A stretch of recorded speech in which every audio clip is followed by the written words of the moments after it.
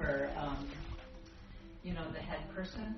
So I just stand there and, you know see what I mean? I just go I do anything. First day, I'm just kind of that person. So anyway.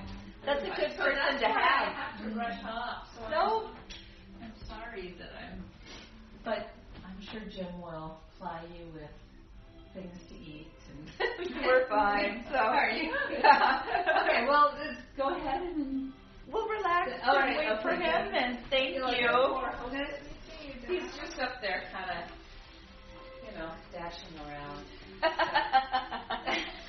I do know.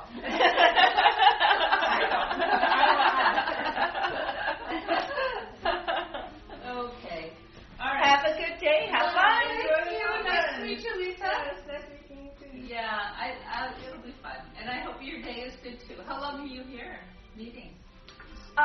Just a couple hours at the most, and then because she has another meeting, and then we're going to search too this afternoon. Oh yes. Really? Yep. Search Institute. Are you like researching what's going on in the Twin Cities, or? I'm just like doing anything that is related to LLC about service learning. Okay. So, All right. I have the opportunity to join different meetings. Okay. Are you studying it for school, or? I'm actually working in China, also in service learning. Okay. So this is like a work exchange. Oh, it's yeah. to the States to learn what is happening here. Oh, that's. So I can. She's doing camps with kids. Wow. Yeah. So really like the original model. Exactly. Oh. That's excellent. Hi. Welcome. Okay, Hi, Lisa. Jim. Nice to meet you. I got caught in the garden this morning, and so I'm slow. I figured you were out. No, it's not working. So sorry to be so slow getting here. Yeah, we can go walk maybe sometime if you don't have time. Hello, sir. I'm in. How are you? Okay, long time so long, not so long. Yeah, but well, Lisa, you're staying not too far from here. No, like Roswell, like the. Roswell. This is Roswell. This is Falcon Heights, right next to. Roswell. Like 3 blocks. Really? Yeah. In what street? Schreiber. Schreier. Yeah. Yeah. Okay. Yep. Not too far from the golf course, right? No. Yeah. You didn't get out and play. I didn't know. Okay. Well, But please. it's still in this neighborhood. Yes. It's like, because I come down Skillman Yes. to the elementary school, Sure. and then do a little, super Sure. easy. Please sit here for a minute while I fix some tea. Oh, thank you so much. Is there anything I can help? No. Yeah, just other than I'll give go sit me. on the other side. You sit here. Oh, okay. Yeah, and I'll just visit and fix the tea, okay? Okay. Thank you. That works for you? Yes. I know your schedule is very tight, so. Oh, no worries. I think we have plenty of hours to talk. You have plenty of hours. She has a whole page of questions for you, Jim. Yes. Now, I assume that you had not had eaten this morning, right? A little bit. Okay. So I'm not that hungry. Okay. Well, This is something from China. oh my word! This is the tea. This is tea. Yes, this one. This one, oh. This is like, you can open it and Oh, that's very nice, Lisa. you're very welcome. Very kind. Yeah. Wow.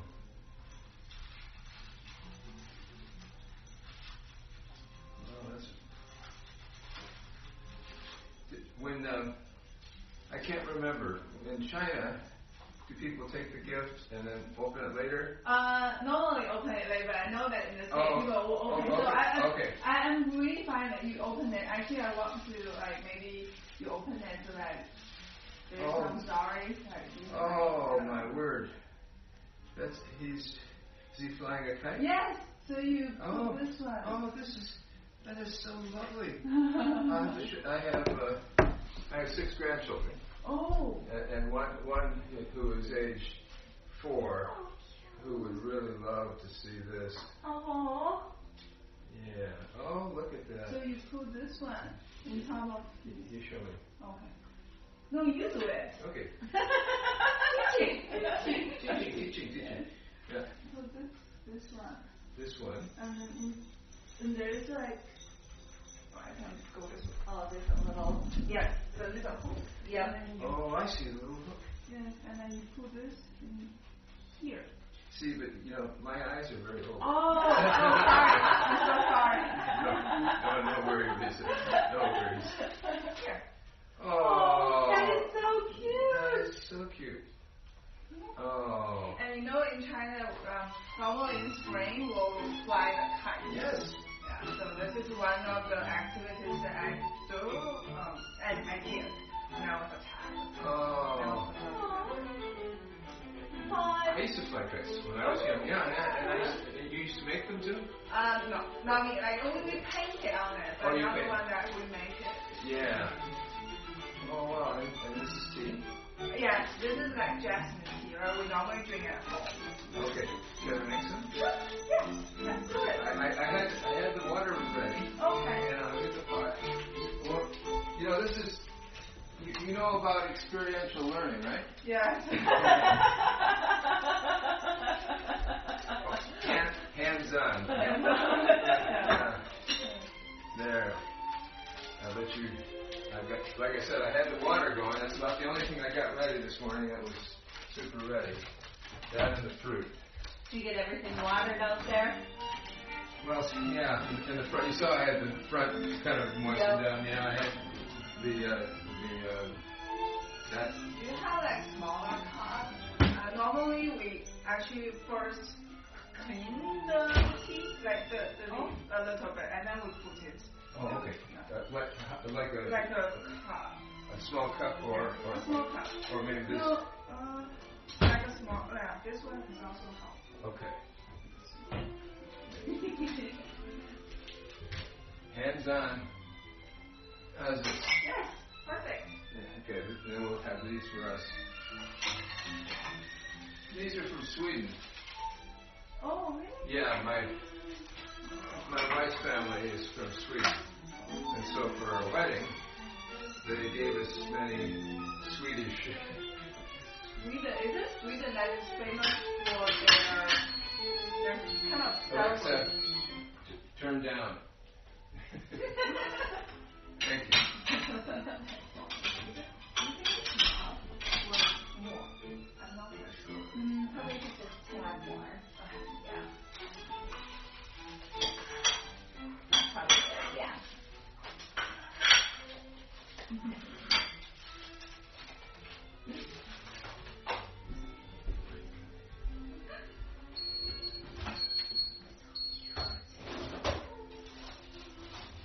I do kites too. Really? Yep. Every in our Easter basket. Did your whole family do Easter? So it's a religious holiday. Yeah. So the Easter bunny would come and bring baskets, and there would always be a kite. Oh, really? And then we go kite out. inside the basket. Yeah, there would be a kite and bubbles and sidewalk shops, like all sorts of spring, go outside and play things would be in our Easter basket. So we would go out and fly our kites in the spring. Yeah. As soon as the snow melted. It's like Easter's kind of that time frame when the snow would be melted, and it's a good fun thing. Go outside and play. Get out of the house.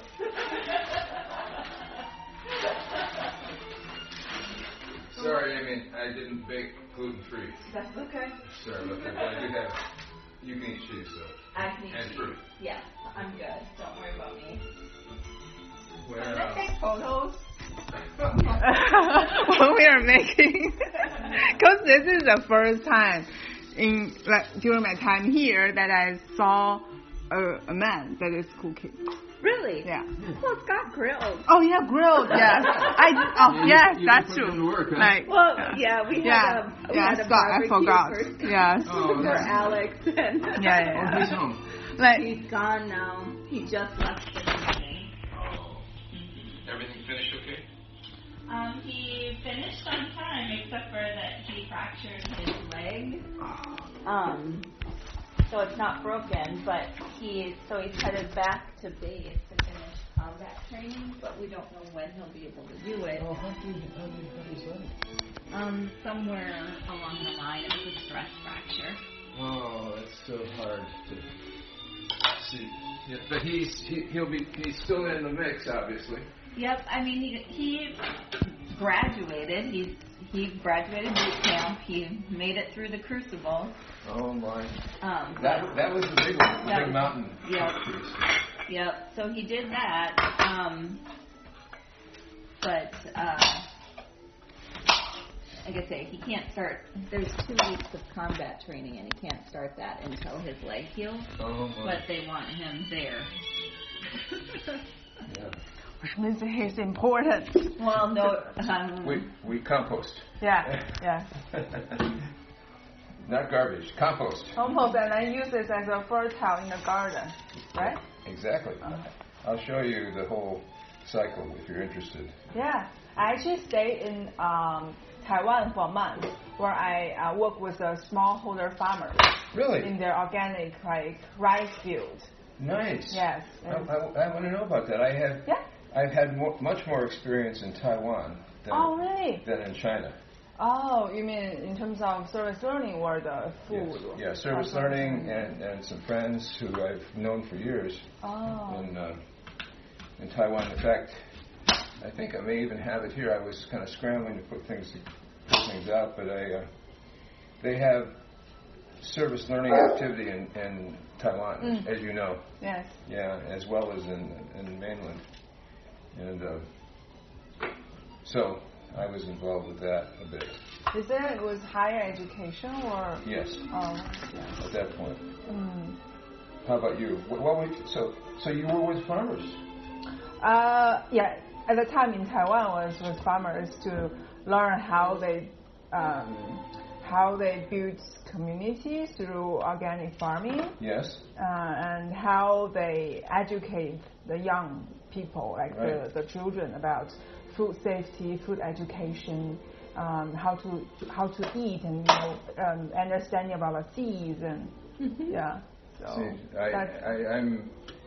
I'm retired, but I work for an organic food nonprofit. Oh, what's the name of it? It's called Growing Hope. Growing Hope. You wrote a book and sold on Amazon called Growing Hope. I don't know if it's... That's for the service learning, right? That's pretty old. That is a pretty old book. I could probably find you a copy. I've got one right there. I would just... It's this one, I see it. Yeah, it jumps out. I was just... Yes. Yep. Yes. This is the I saw it on Amazon. Yeah. But the... some of the early people that were like Amy, who were, well, actually some precursors to Amy. I was going to say that too. That one was well before me, because what year was that? That was 18. Mid-80s. Yeah, I was still in high school. Mid-80s. Yeah. My goodness, I wasn't born.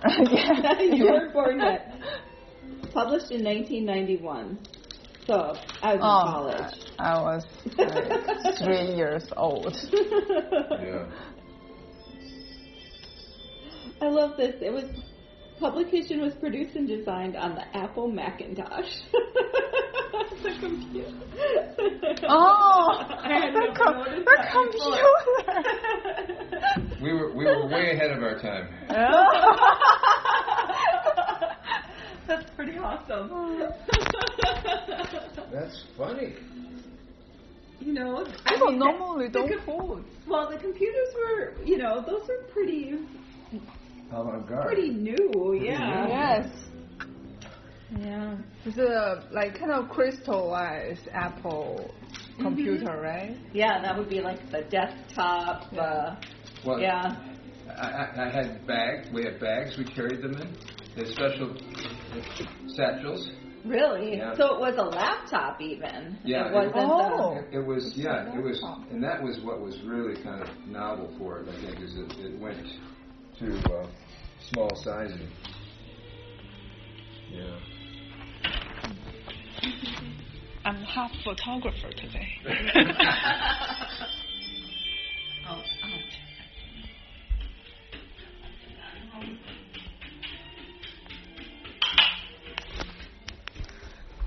So Jim, why you got into the food or organic field?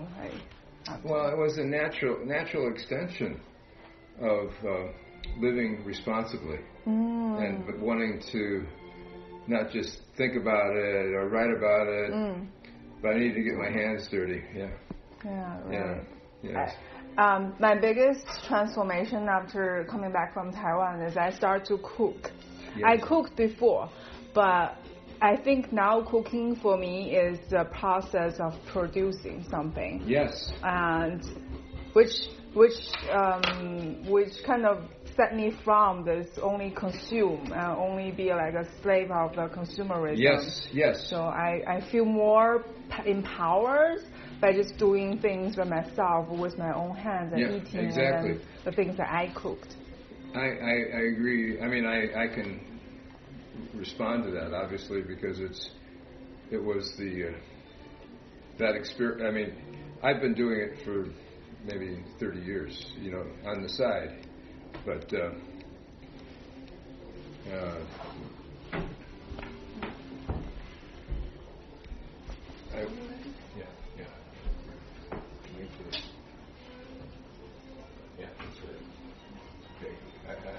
right. It's not too high, not too heavy. No, I can see you're very strong.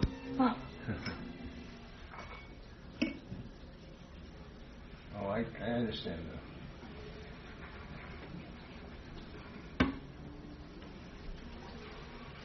Amy, would you like some herbal tea or tea? This tea or? I'll try this tea. Yeah, or not coffee though.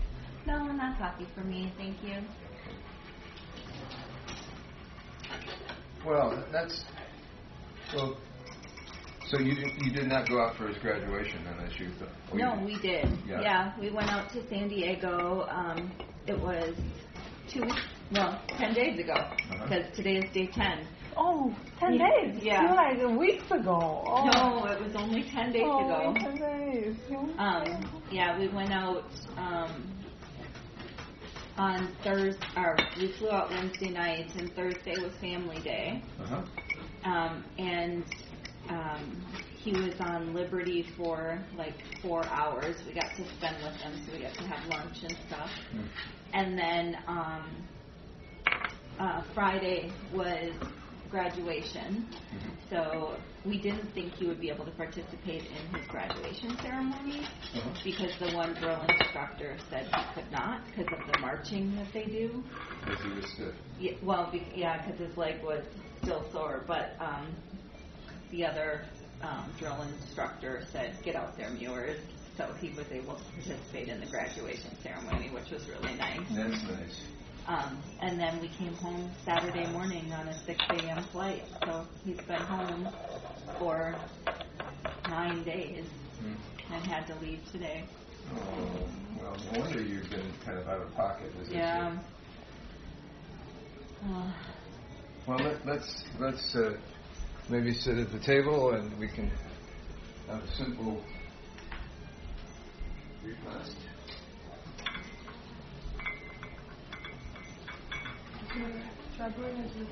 Yes, please.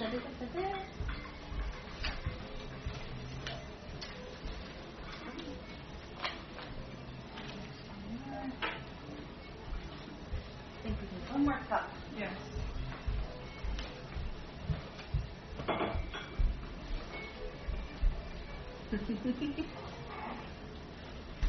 Yeah, Deb, did she tell you she was working this morning as a volunteer? Yeah, we talked to her for just a couple of moments, and she said she was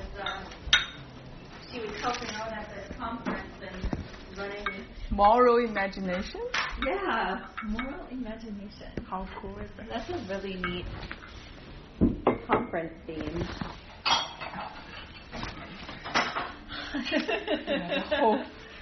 You've been doing your research. Yes.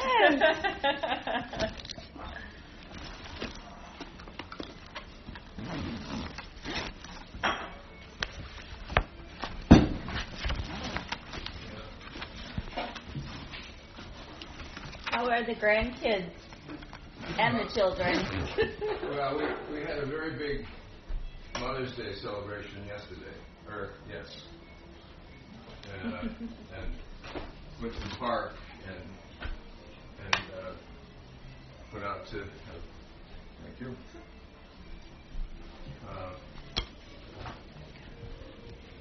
Yeah. So pretty.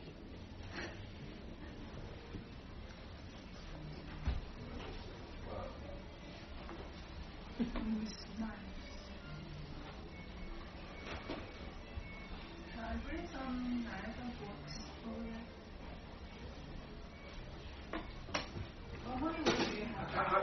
How many people in your family? Me. Just you. Just you. I mean, your mother, father. Just me. And then three of us. Really? Parents and me. Yeah. So you had lots of responsibility growing up, too, right? Well, yeah, I guess, yeah. Because I'm the only one who is going to take care of them when they're old. Yeah. It's good to have someone who's productive and energetic, obviously. Thank you.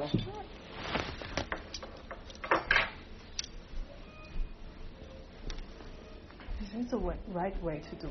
Yeah. Okay. It's perfect. Because I think in old times in Beijing, maybe in other provinces, people you shouldn't put this in front of people. Is it so normally I don't know but so this shouldn't. So usually you put the like if there's the plate, you put the fork on the side and the knife on this side and the spoon next to the fork. Oh. Yeah. Can you put on the table? Or yeah. And then these face in, not out. Oh, nice. I know how to do it. So yeah, just. And can you just put this on the table instead of a plate? Can you put it just right now? Yeah. Because in China, if you put on the table, it means that you're finished. Oh, so if we're finished here, we cross them on our plate like that. Is that like an order, like knife on top, or no? Okay. No, you just put your silverware on the plate. Interesting. I'm learning new norms. I will teach my parents. There we go. Yeah. Oh my. One more thing. Yeah? Yeah. I feel like at home. I love your house. Yeah. It's very warm and just bright. Yeah. Lots of windows. The windows and yeah, I would love to have all those windows. And the skylight. Skylight. And right here too. Oh, really? Oh, I didn't notice. Yep. Oh, it's natural light. Oh, and it's just a lot of again, pictures. But no family photos. Yes. No. You're not seeing them. No, where? Right here. This is the first house. Oh my. Oh. So, I'm going to take in my rep report. This is the first house. There's no family photos. All the way up. Oh my goodness. Yes. Oh. And we all have dogs. You Yes. see that?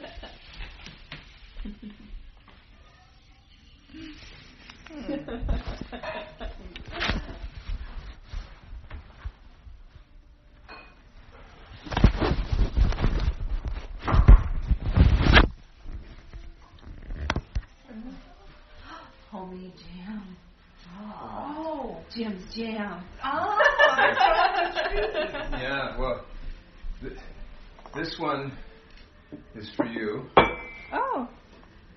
And this and this one we'll eat. Oh, really? You want to give it? That's for my.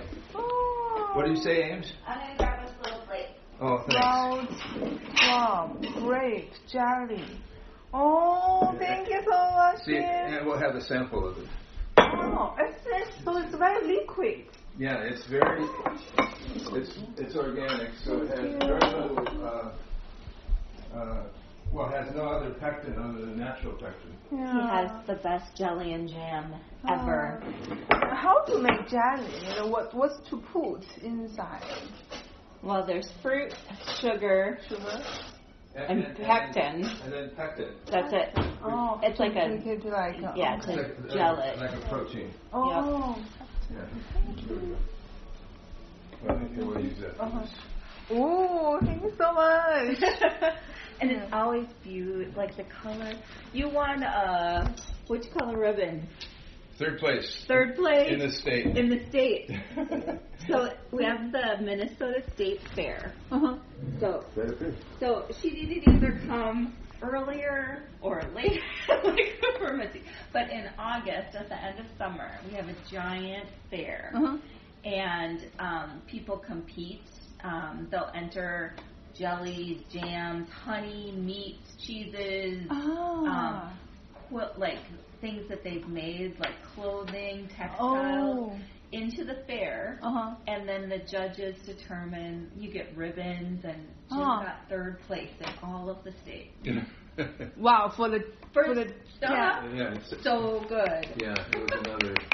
Oh my goodness. As you can see, it's very fluid.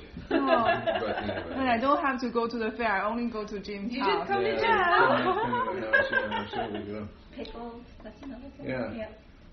But Beautiful. this is for you in particular. It has some protein. Oh, thank you. They're hard boiled. Thank you. Is it also from the chicken? No, but they're actually from a farm nearby where we do our food production. So cool. Thank you. Sam's. Yeah. Well, actually, it's been taken over by a friend of mine named Chu Bang. His heritage is Hmong. Oh. And the story is that many Hmong people came here after the war in Southeast Asia. Yeah, the wind. And can I help you? Oh, sure. I can do it. Yeah. And they have a important niche as small farmers now in the metropolitan area, and much of their produce goes to organic farmers markets. So anyway, that's their story and heritage. But anyway, let's see how this is. Yeah.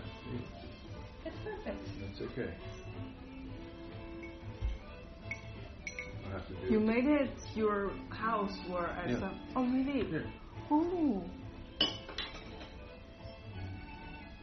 You go first. Let me take a spoon. No, you go. I'll bring Help spoons. yourself. I'll bring spoons.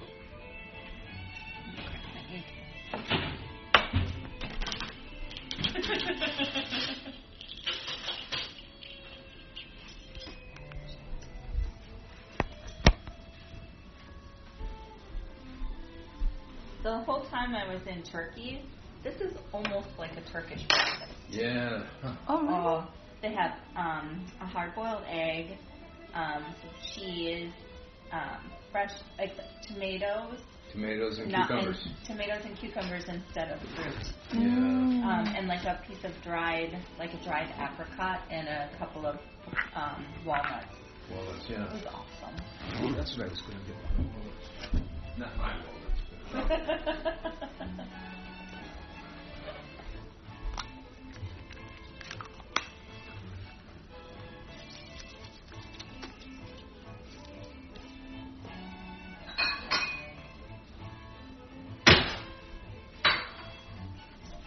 We'll have to walk in the backyard. It's beautiful.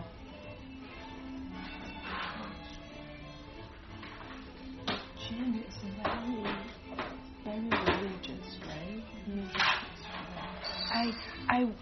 Because not only this plant, but also in his TED Talk. We'll go with almonds instead of walnuts. Shall we pray?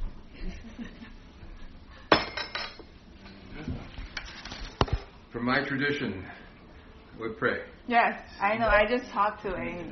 See, we hope. Oh, this is holding. Oh, that's a. Thank you, God, for this food. Thank you for a good friend arriving from far away. Bless this food to our body's use and be with our families. Amen. Amen. Amen. Thank you. You also pray together with the grandchildren and also your wife. Good. My wife is a pastor. Did you know that? Did you tell you? I didn't say that. Oh.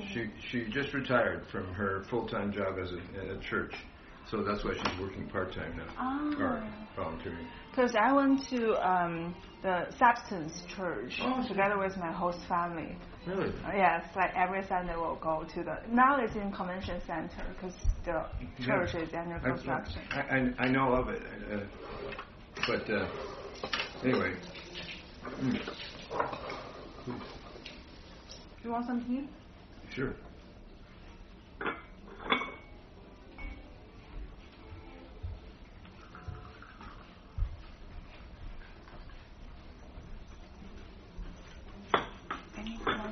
Yes, please. Thank you. Sure. Should have bring the filter, but that's okay. We can wait until it sits to the bottom.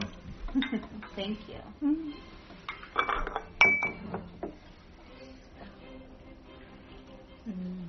Smells good. The church here that I went is very different from the one I went in China. Ours is very traditional, and here is like you start with live dance music, and they're singing, and then the pastor are full of tattoos on his arms. And yes. Yeah, I was really new experience. That's the Substance Church, huh? I went to church with my sister on Mother's Day, and it's a church that she just started going to, and it was very much like that as well. Like it's very different than than the traditional. Yeah, there was like basically a rock concert before it started. Yeah. And also after that, I went to Basilica. So I was really like the opposite. Although they're not Christian, but the way they do it is like very formal, and everyone is like, and I did not want to make a sound.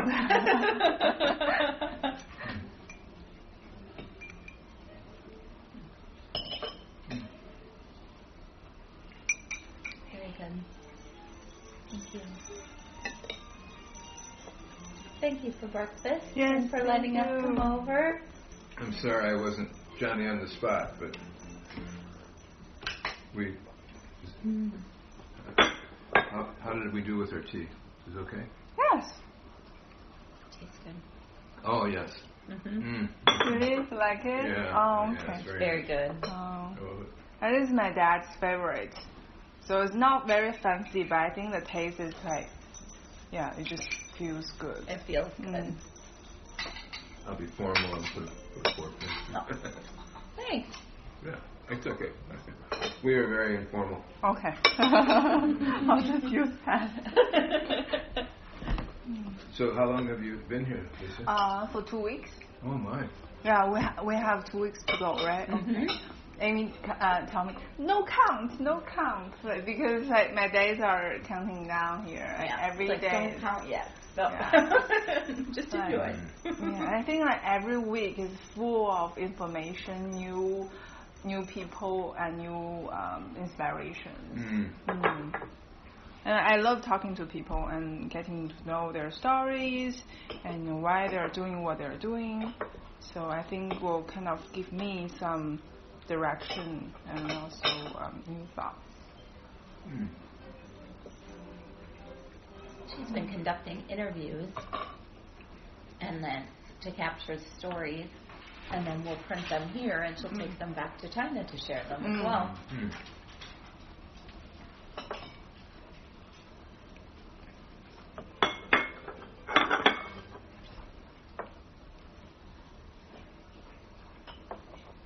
Well, I see you may not have had a chance to look at the chapter in the book, but I did. No. Full page, like for the viewers and Rob, because Rob I also interviewed him and also yours. So really a lot of thoughts on your because I have like a full page question list. From both the chapter and also the TED Talk he gave in Fargo, and the one you did in chap, like in your daughter's university. Gorgo. Oh, chapel. Your daughter's university, you did like a or a speech? That was in Burnsville. Maybe that was in near Boston. I don't know. In 2010. What's the name of your daughter's university? Well, her. Gorgo? What did it start with? Do you remember? It started with, and your daughter was also there. You talk about also service learning. Oh. That was on YouTube. Okay, that's a while ago. That's a while back. Yes. I think right after you retired or just around that time. Oh, okay. So, yeah. You're famous. Yes. Remember? Well, I can find it. It's just not that. It's okay. Yeah. But this is rye and wheat bread. This is you don't eat much bread. We do. We make we use a machine to make bread. Buy the powder. The bread machine. Yeah. Bread machine. Yeah, my mom made it and put a lot of raisins and walnuts and all the kind of things inside. Yeah. This is rye, so this is very European. Yeah. My heritage is European. Oh, which? Well, in Swiss and German. Really? Mm-hmm. Do you speak German? Ah. Well, ich spreche Deutsch ein bisschen. Ein bisschen. Yeah. Yeah. I stayed in Germany for 1 year in Bonn. Nice. Yes, so that's how I pick up German and learn about the German bread, the hot one, the really hot one. This is like a German breakfast. Yes, this is really German breakfast. This is for you too, by the way. Oh, thank you. Yeah, I'll take it. I'll bring you a spoon. Oh, I think it's fine.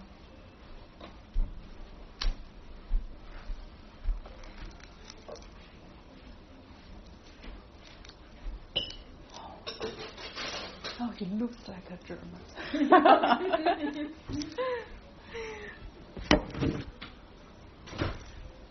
I had two priorities this morning. One was you, and the other was my wife, because she could go to this volunteer thing, but I oftentimes am the morning breakfast morning person, especially when she was working at a church. She would go very early, and so I would get up and make breakfast in recent years. Yeah. So you are the one who makes breakfast every morning? Yeah. Oh, for her and also for... Yeah. So. That's really nice.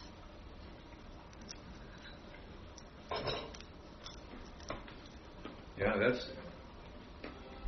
The Turkish breakfasts are probably a lot like Palestinian and Israeli. I spent some time in Palestine and in Israel. How long did you stay there? Parts of maybe 3 years. Oh, like in a row? Oh, in a row. The longest time I was there was like a little over 6 months. I ran a youth development project for a U.S. government agency with the Palestinians. So I lived in Palestine. In Jerusalem? Near Jerusalem. Everything is near Jerusalem because it's very small. Ramallah, the Palestinian territory. It's where the headquarters for the Palestinian government is. And very troubled, challenging situation in Palestine right now. And you were there how many years ago?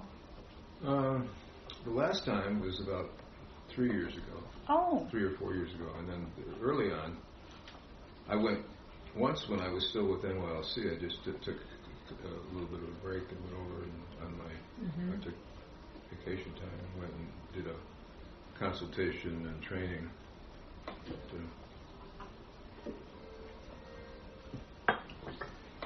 That was probably 12 years ago now. But I wanted to mention too, how much time do you have, Ames? Probably about an hour to 2 hours. Okay, so. I'll give you an hour and we'll take 2. Okay. This is how Jim and I operate. I'm like, oh. Like by 1 and 1 free. Yep.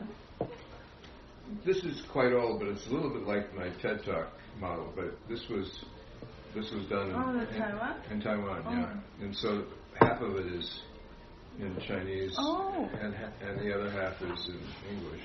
So that's what this is in 2000. This is very old, but it's the basic idea of changing the role of young people in society. So.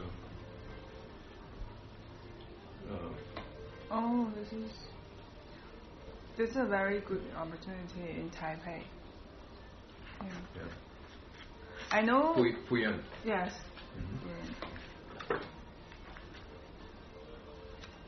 The second half is in some Chinese universities, like Beijing Normal University, they're also doing like service learning related projects, and also some university in Hong Kong. Yes. Yeah. So actually, the one who has led our service learning program in China is the one from Hong Kong, and she is with Breakthrough. So it's like youth organization. What's the name of the university in Hong Kong? Lingnan, yeah. True. We have like their books and then all the. She went there for like trainings. Yeah. Peanut butter? No, I'm good. Thank you. Right. Yep. The egg was perfect. Thank you. Concerned for your protein. No, I'm good. Is it for me to read or to take back? Well, we can make copies. I only have one copy of the. We can make a copy at the office. Oh. The translated version. Yeah. But it talks about the early thinking, which I think you as I understand, this is what you're. And it's a little bit later than this book.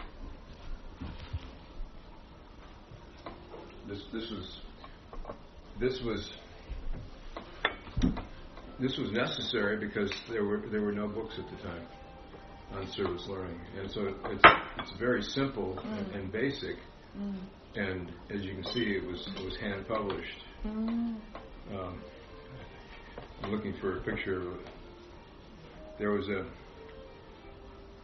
good friend. Let's see if his picture's in here. I think it is, but his name is Zhang Weizheng, and is it Chinese? He came here, like you, to. I'll have to find it somewhere else, maybe. I don't know, maybe.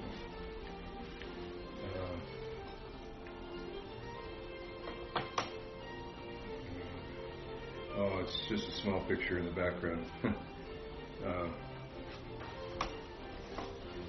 That's when we were in New Mexico. He's got his hand up. Zhang Weizheng was from. He came here to.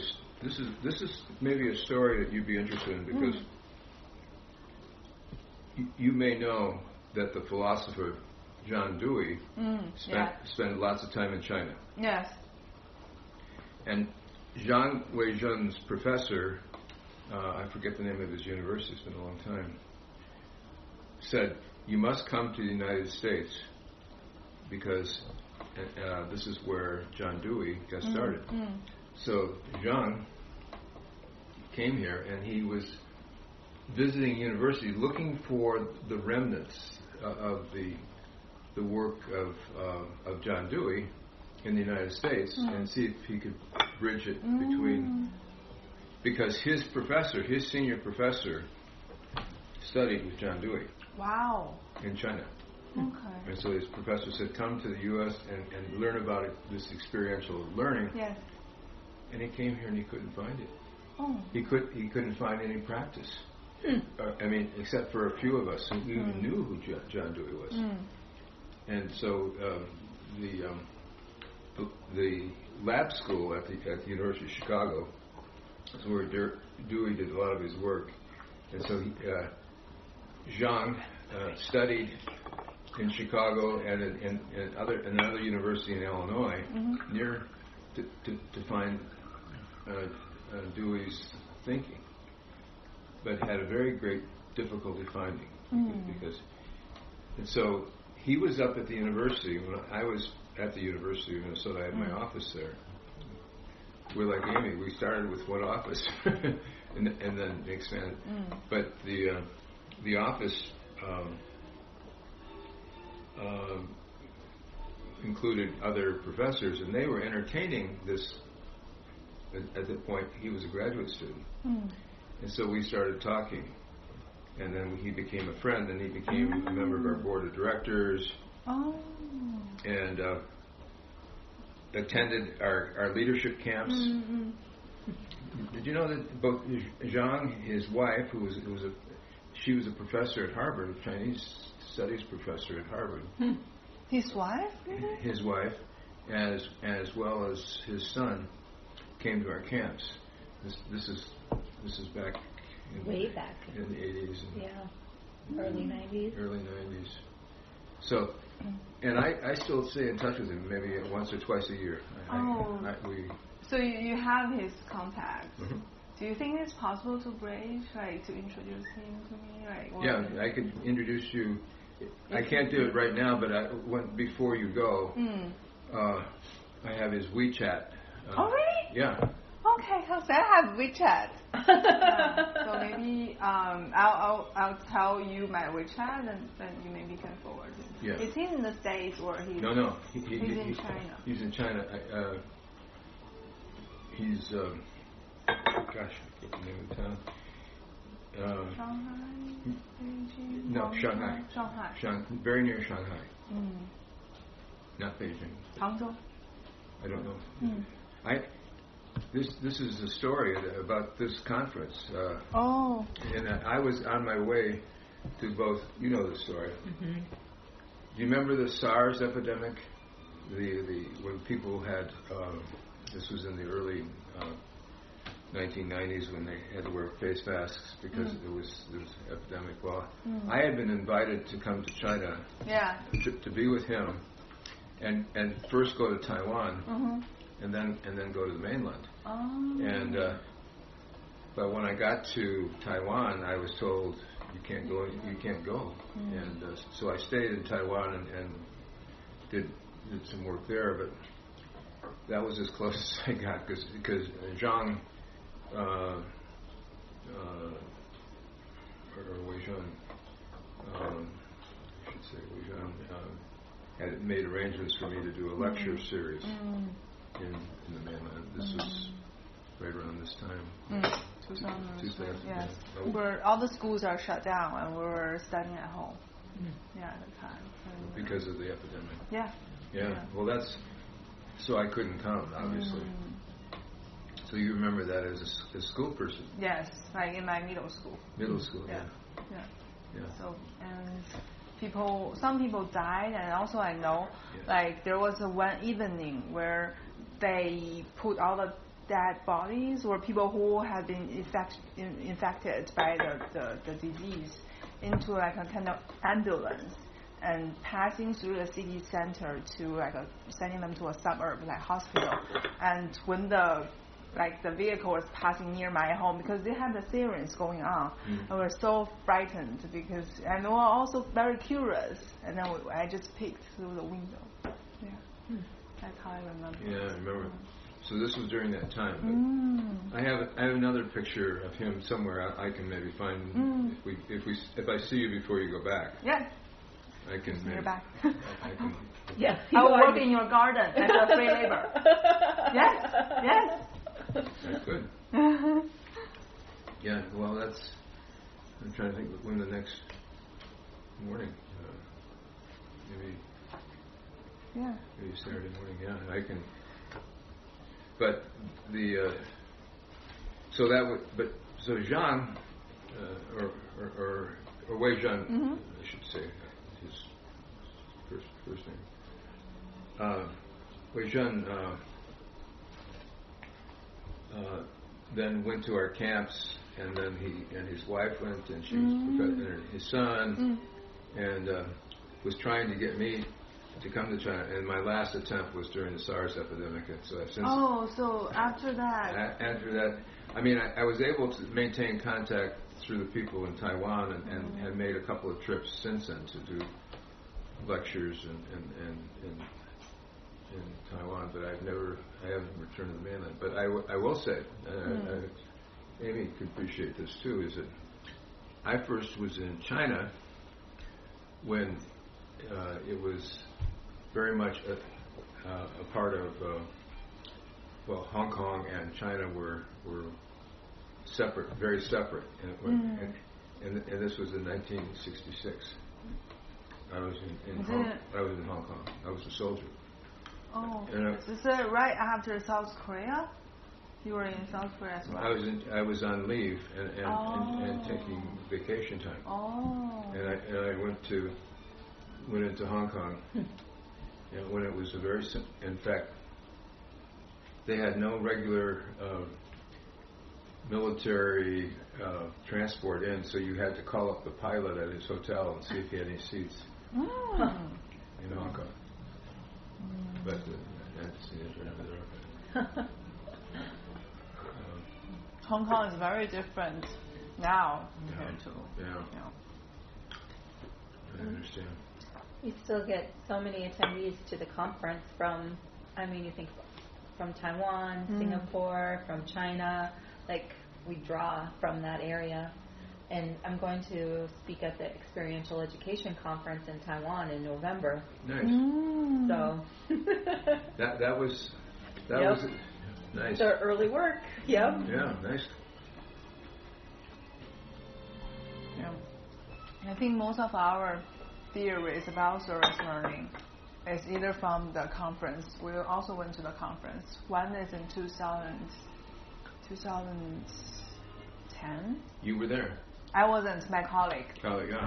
And the next time was last year. Yeah. When we were here. So some of my colleagues came to here to learn about service learning. And then the other way is through the Taiwan and Hong Kong teachers who came to the mainland. Yeah, the professor, I'll find his information later, but it is at a university in Taiwan, who I think he spent some time in the mainland as well, teaching. And Rob's been over there several times as well. Oh yeah, Rob's. And there was also before Rob kind of connected, I did some of the early lectures in Singapore as well.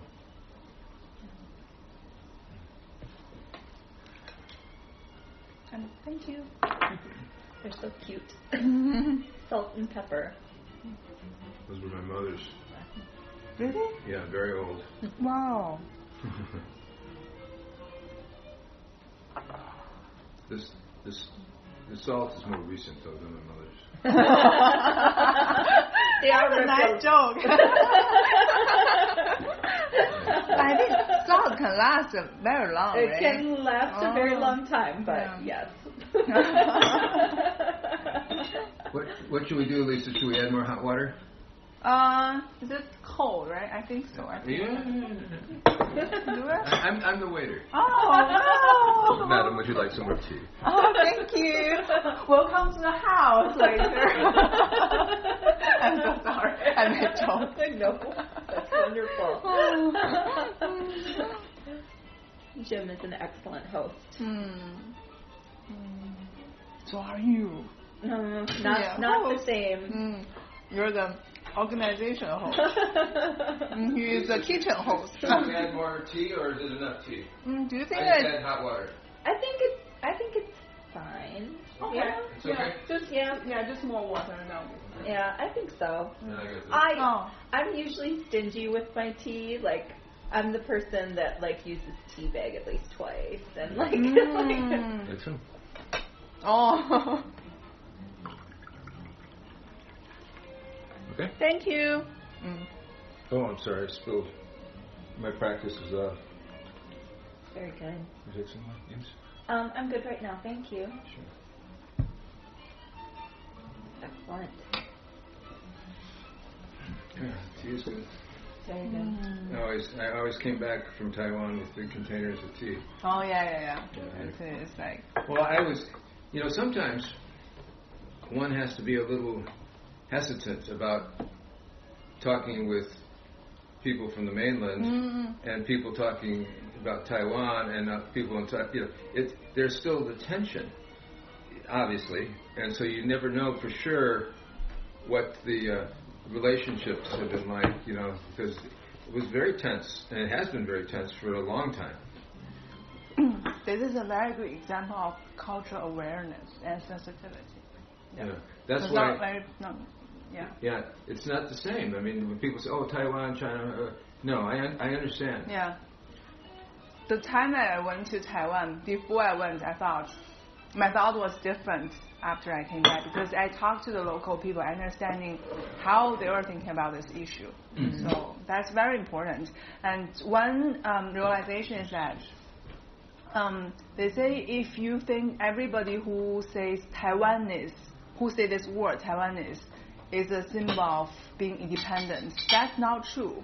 Because we just say Taiwanese, but doesn't really necessarily mean that we want Taiwan. Every single person in Taiwan say Taiwanese, but doesn't mean they think we're gonna be independent. There are other symbols demonstrating that, but not in this context. So whenever before I heard Taiwanese, I thought, why you say Taiwanese?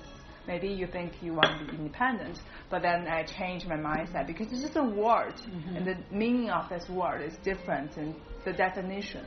Would it be comparable to saying we're Minnesotans, but we're also part of the United States? Yeah. Kind of a similar. I will say I'm Beijingner. Yeah. Oh, but more like the difference between Canada and U.S. Oh, okay. Because it's a separate nation states, but in the case of Taiwan,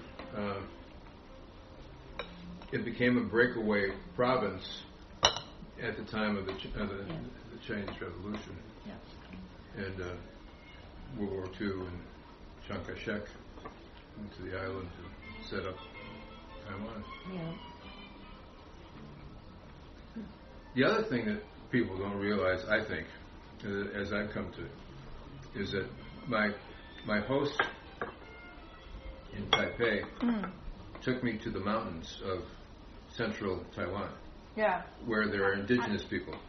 Is it Alishan, or is it like a famous mountain or just a normal mountain? Well, I didn't go up to any, but we drove through we flew down there. It was actually right in the middle of the SARS epidemic because we couldn't do big meetings in Taipei.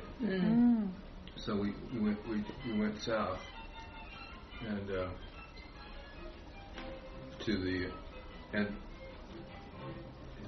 there's a people group roughly equivalent to the mountain people of Southeast Asia.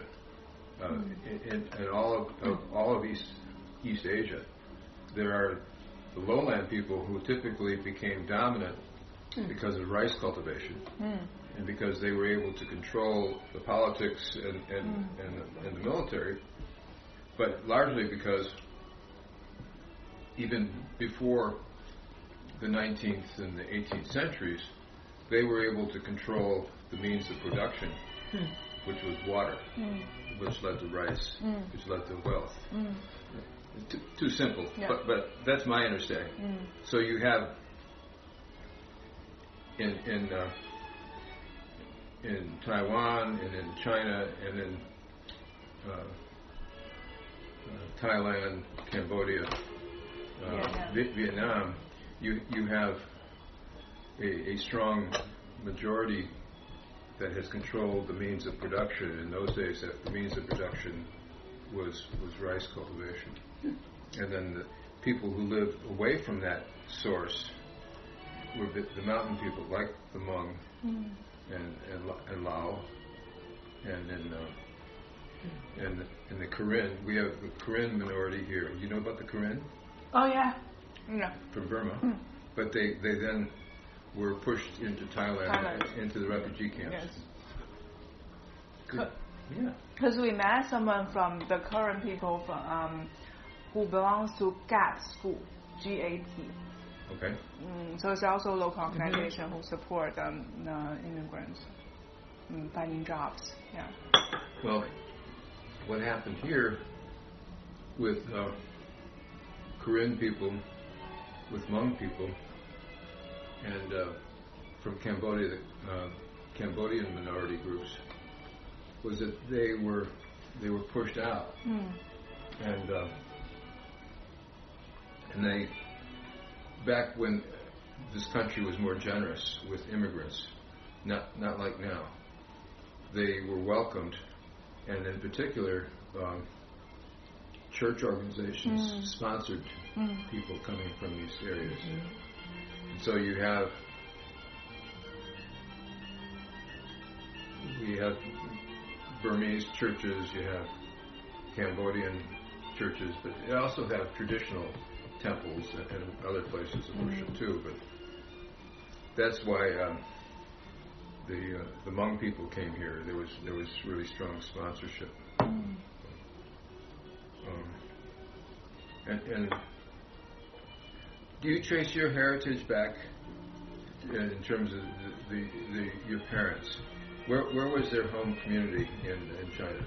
Beijing. They came from. That's rare though, right? I mean. My dad's side is kind of originally in Beijing, whereas my mom's mom was in Hebei province, which is just like very close to Beijing.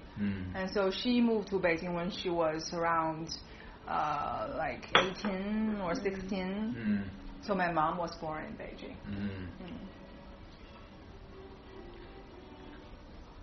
Then there is in China, but you don't hear as much about the racial minorities in China, the Hill people, yes, and the Muslim Chinese and the Tibetans, yes, you know, and Uyghurs, people in Xinjiang, and the Uyghurs, yes, they're Muslim, but because the story is, of course, is it's about Shanghai and it's about Beijing and Shenzhen, Guangzhou. Shenzhen, Those Guangzhou. are, Shenzhen, Guangzhou,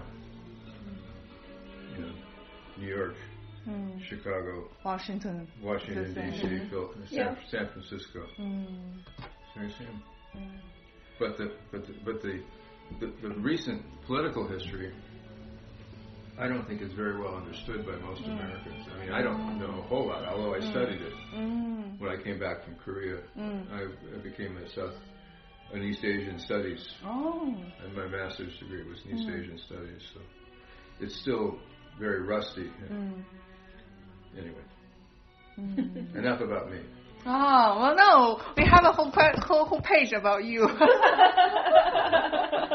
So, should we... I don't know what your time is now, Amy, and how you'd like to spend this time. Well, my hope is that Lisa gets to ask her questions. That's what this is about, is for her to be able to take the information and take it back with her. So and drink lots of tea. Drink tea. Yeah. Eat wonderful food. Yep. We have a saying that sometimes we need to get together and drink coffee, which means we need to get together and have quality informal conversation. Let's have coffee. Yep. Or maybe you say, well, let's get together and have tea. Yep. And then have conversation. Yep. Somehow that's the only agenda item is coffee and conversation, or tea and conversation.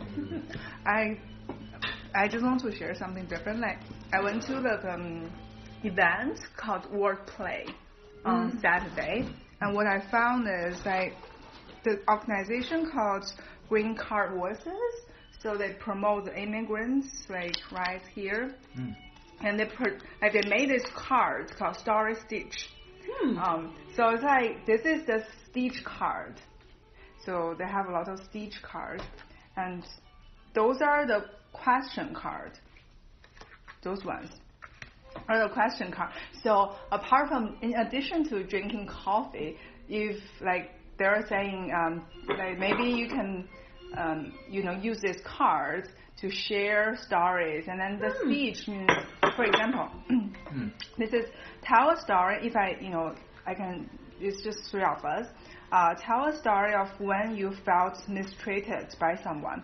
If I want to answer this question, I can answer. If I don't want to, I can pass, and then find the cards that really resonates my story, like tell a family story, for example. If I want to take this card, I'll just share my family story. And then every one of us has those stitchy cards. And after my sharing, if you feel like connected, or you want to add some thoughts, you will put one of your stitchy cards on top of mine, and then share something similar to this topic, or facilitation cards. Yes, conversation. Yes, I thought Very it's nice. great. And then the goal. So how to win this game is that everyone's stitchy card is gone. I thought it's very wonderful. So you're finding ways to connect. And they do it during their lunch break with those colleagues. Yeah, and this is a way. That's really neat. Yeah, to have diverse group of people in this community to talk about. So this is they developed with ideal of this story stitch card.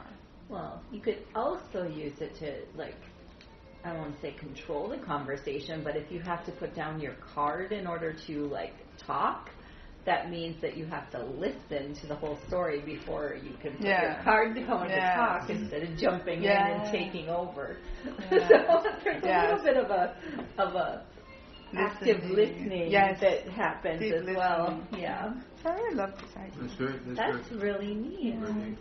Well, tell me, back up a little bit if we could. I want to know your story and how you came to this project. This is what I'm doing back in China. So it's like the company's brochure. If you want to have a look. But so this program is called Professional Fellows Program, which is supported by. Can I open this? Yeah, sure. Which is supported by the U.S. government, and our kind of umbrella hosting organization is the National Committee on U.S.-China Relations. And each year they will select around 10 to 14 fellows from mainland China, Taiwan, and Hong Kong, working in civic engagement. And so we have different. So this is an introduction about my organization, and so because we're doing like camping education and also like supporting children in service learning. So this is what we do, and this is like we don't have to go really deep about this. We also have some like experts from the States. I'm not quite sure whether they are very famous, but yeah. I didn't found this organization. I actually joined 2 years ago, and it was founded back in 2008. Yeah, this is like Little Angel A Action Foundation is where I'm working now. They're promoting service learning. So kind of service learning is a way to engage the children and the youth, like in getting aware of what is happening with the society. So it's kind of belongs to the civic engagement, umbrella. Yes. And that's why after several selection processes, we were able to come to the States for 1 month, where we could be placed in an organization that is doing something similar with us.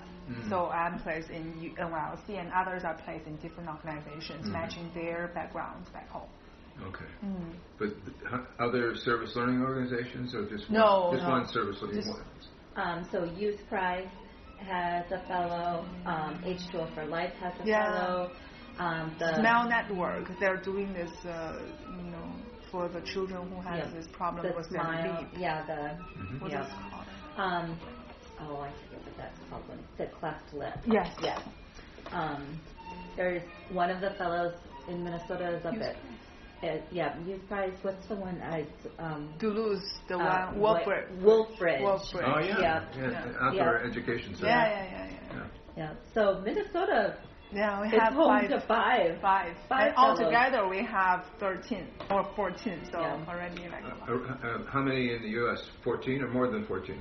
14. 14. Only 14 of us. But Minnesota has 5 yeah. of the 14. 5 out of 14? Yeah. How did that happen? Well, so I helped with at least 2 of them. Oh, really? Yeah. I didn't know that. And so you... with Youth Prize, with Youth Prize and with H2O. So they were looking for other youth organizations to place. Nice going. Yeah.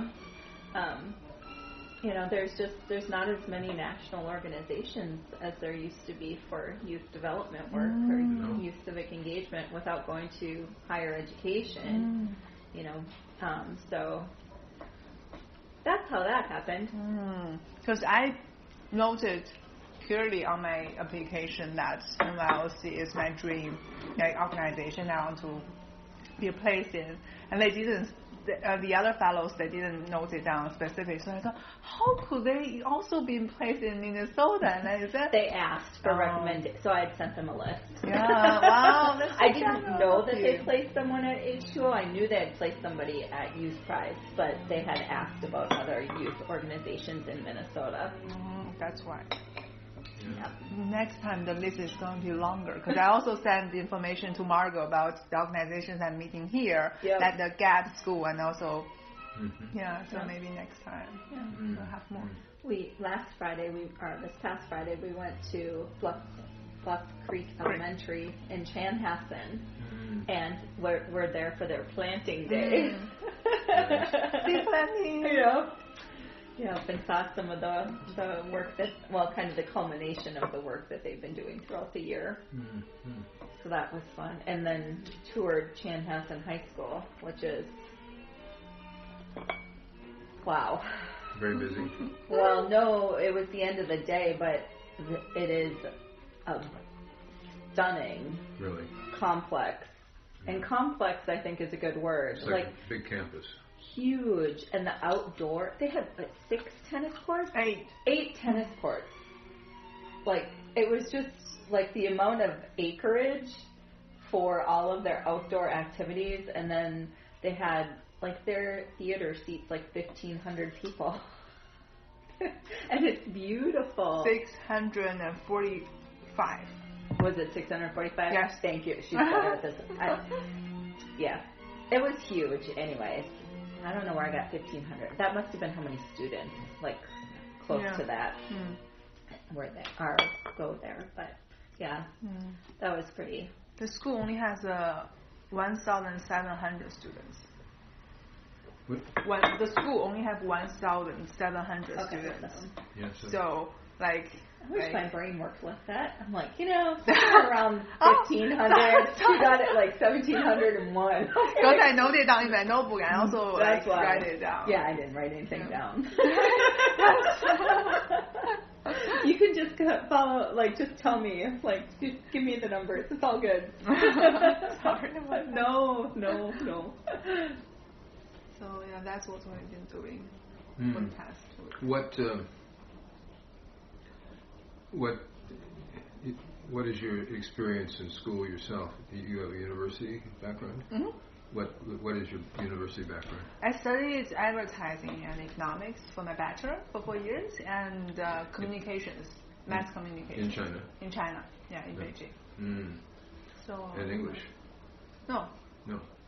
We learned English in primary school, and with a Chinese teacher. So that's how we learned. By talking to some foreign friends, I think it helps. And also by actively. Well, then you spent the time in Germany.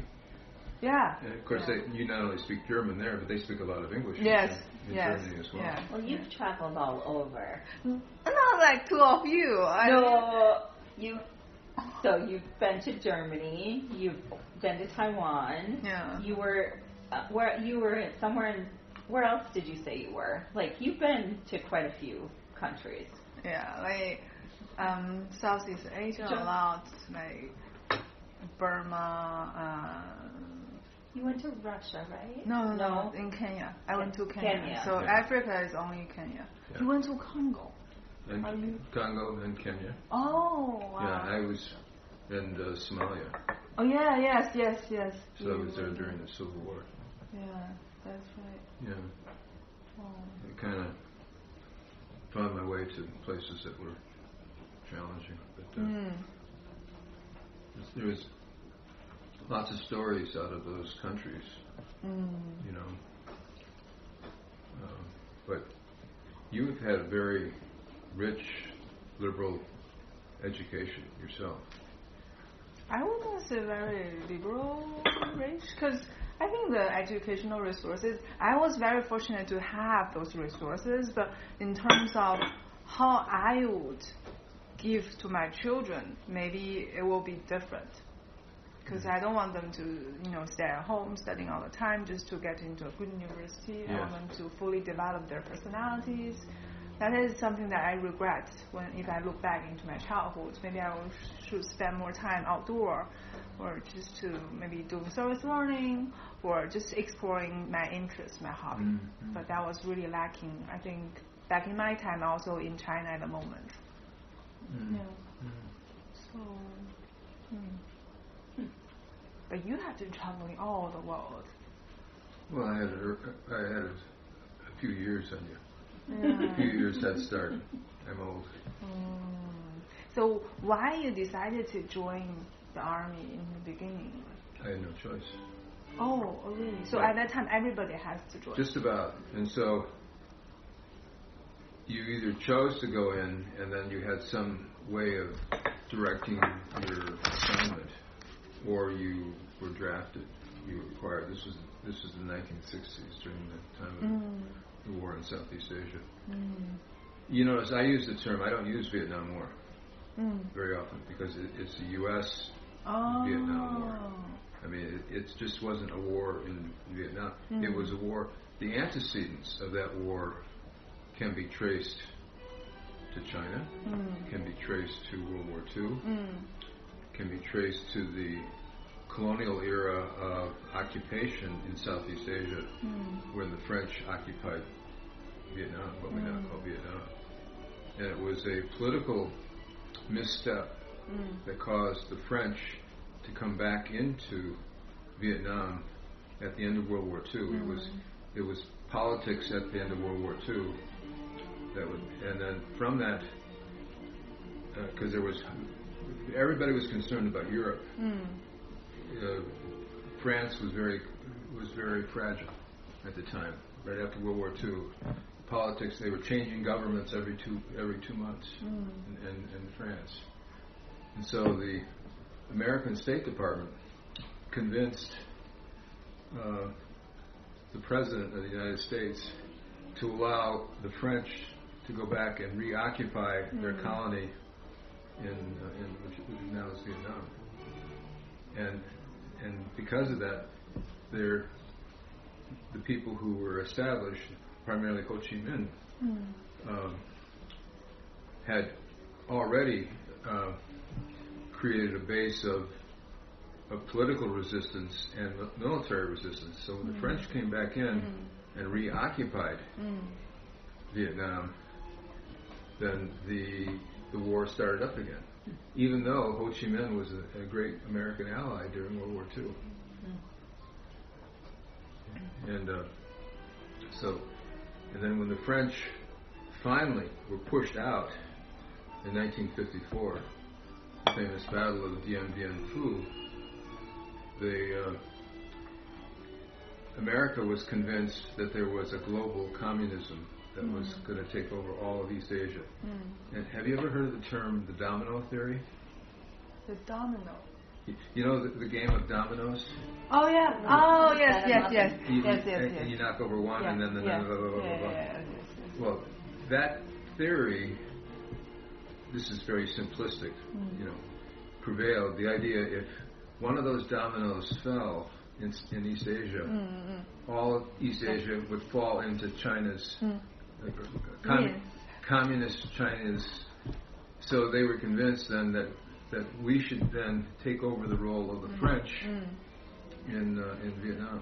And when the French lost, were defeated in many ways. In 1954, America began their involvement in Vietnam.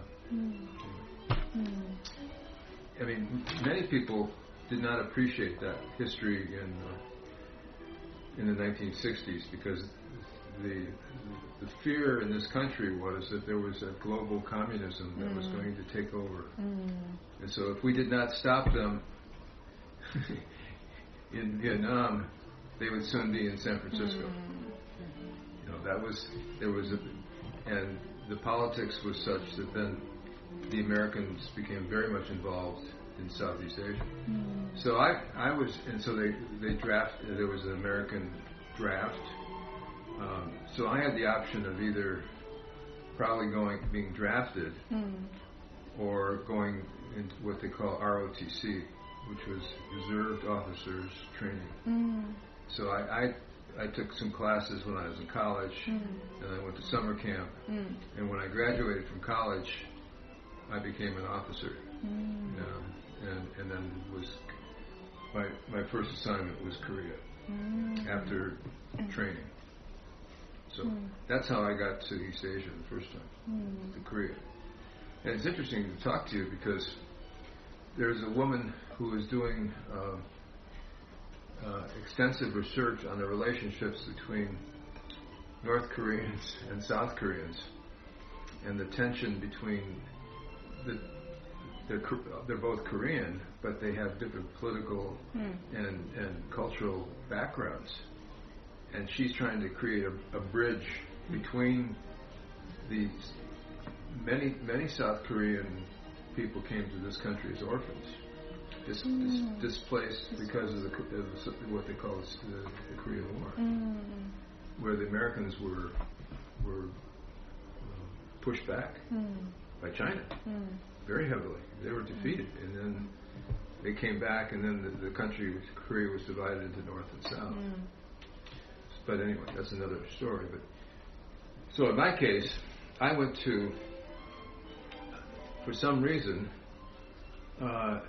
if I had delayed my induction after my training a little longer, I would have been probably in Vietnam. But it didn't make any difference to me. I mean, I was a part of the whole subculture politically of the country, the majority believing that if we needed to invest in this conflict.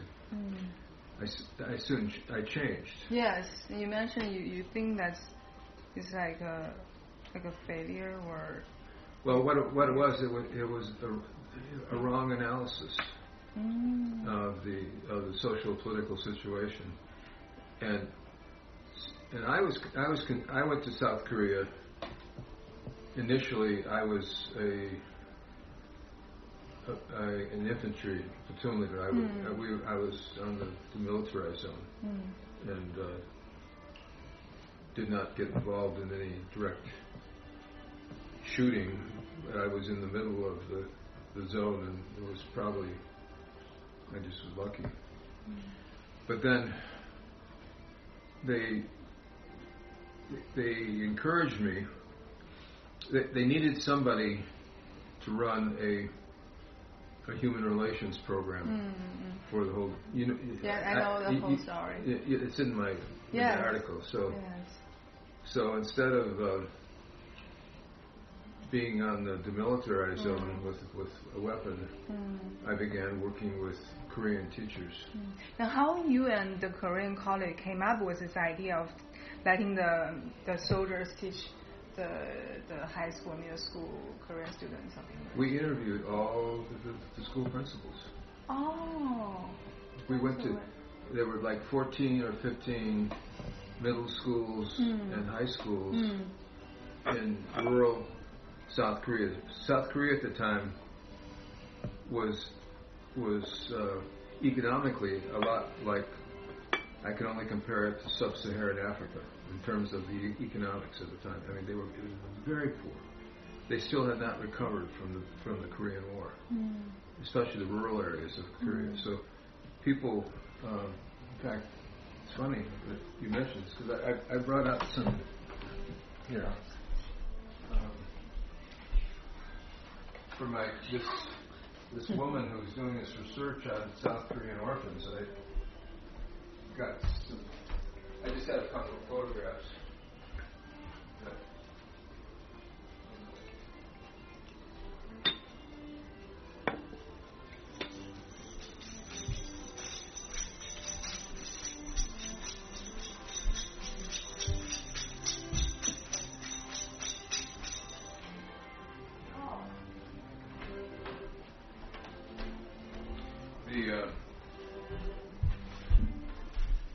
This was, so I put together some background information for her, but South Korea at the time, I mean, was very much like the basic agriculture of in China. Yeah. And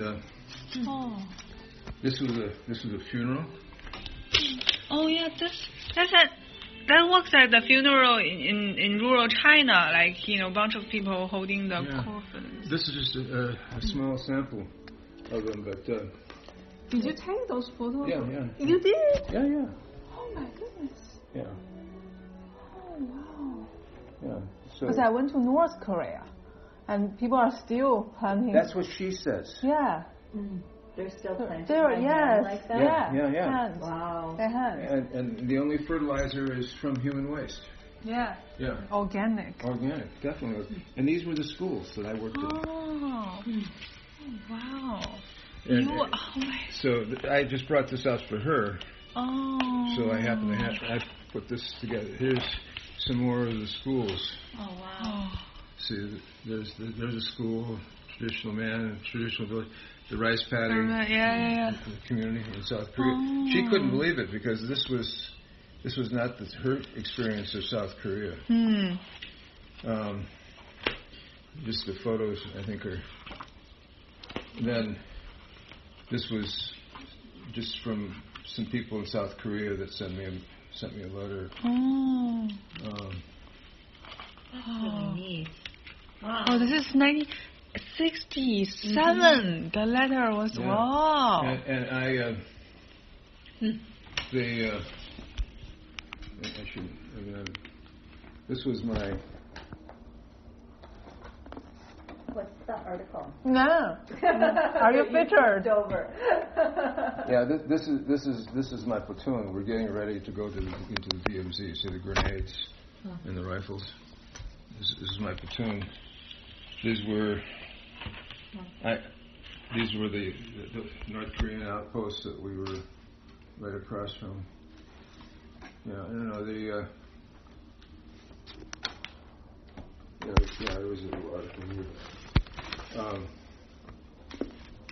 There is one picture that maybe this, but this is what the date is on this is. You can see by the.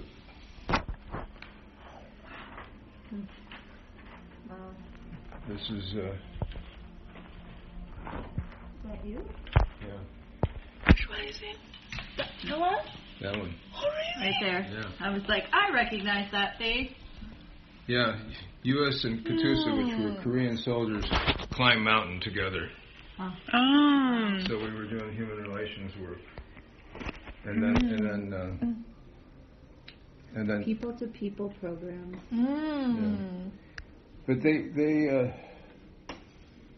the idea was that, but the big idea was less about. I mean, this was like a camps. This was the immersion. Getting people to know each other. So these were Korean soldiers and American soldiers together, not with weapons, but with. We all know. God help us all. But anyway, I just got this out for her. I don't know if there's another picture or two in here, but these are, as you can see, I really did not know I had some of this until she started. You can see the. Oh yeah, it's the same. GIs, Koreans climb mountain for fun. Pacific Stars and Stripes, May 13, 1967. But that was my, as we say, epiphany. This was to be, I had an idea that we should bring people together around a common mission, a common goal. And we could use adventure and camp as a starting point. But then afterwards, there need to be a substantive follow-on. And so the American GIs then went and became volunteers in Korean schools to teach English.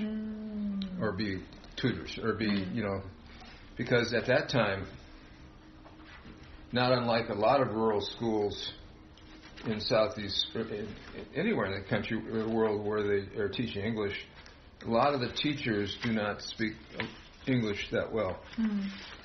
So the American soldiers then became English language volunteers. That's how that started. But I had just got this together for Hae-suk, who is studying. She's trying to figure out a way to bring North Koreans and South Koreans together. And that's her. But anyway, this is the scene, And I have some pictures of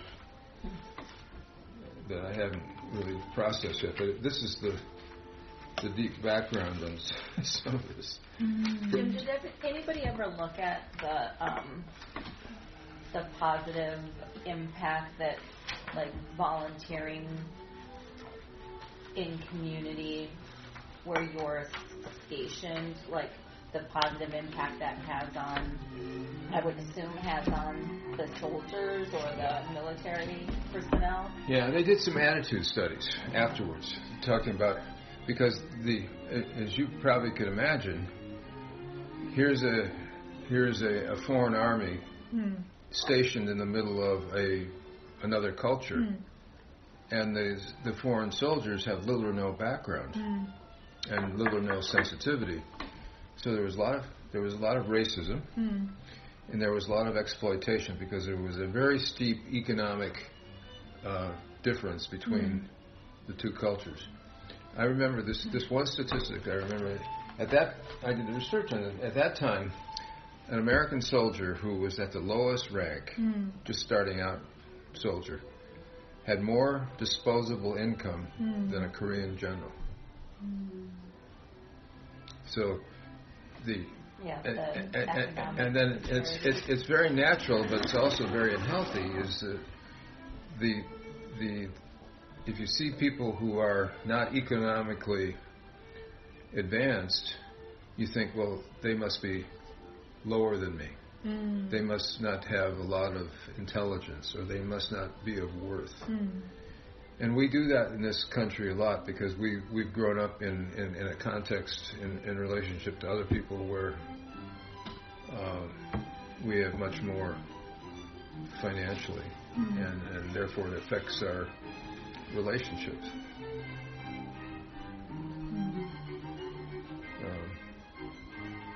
Well, anyway, so that experience, and then so I started this English language program with my good friend. I don't see. I thought I had a picture of him. Chung Young-bok, who was a Korean officer.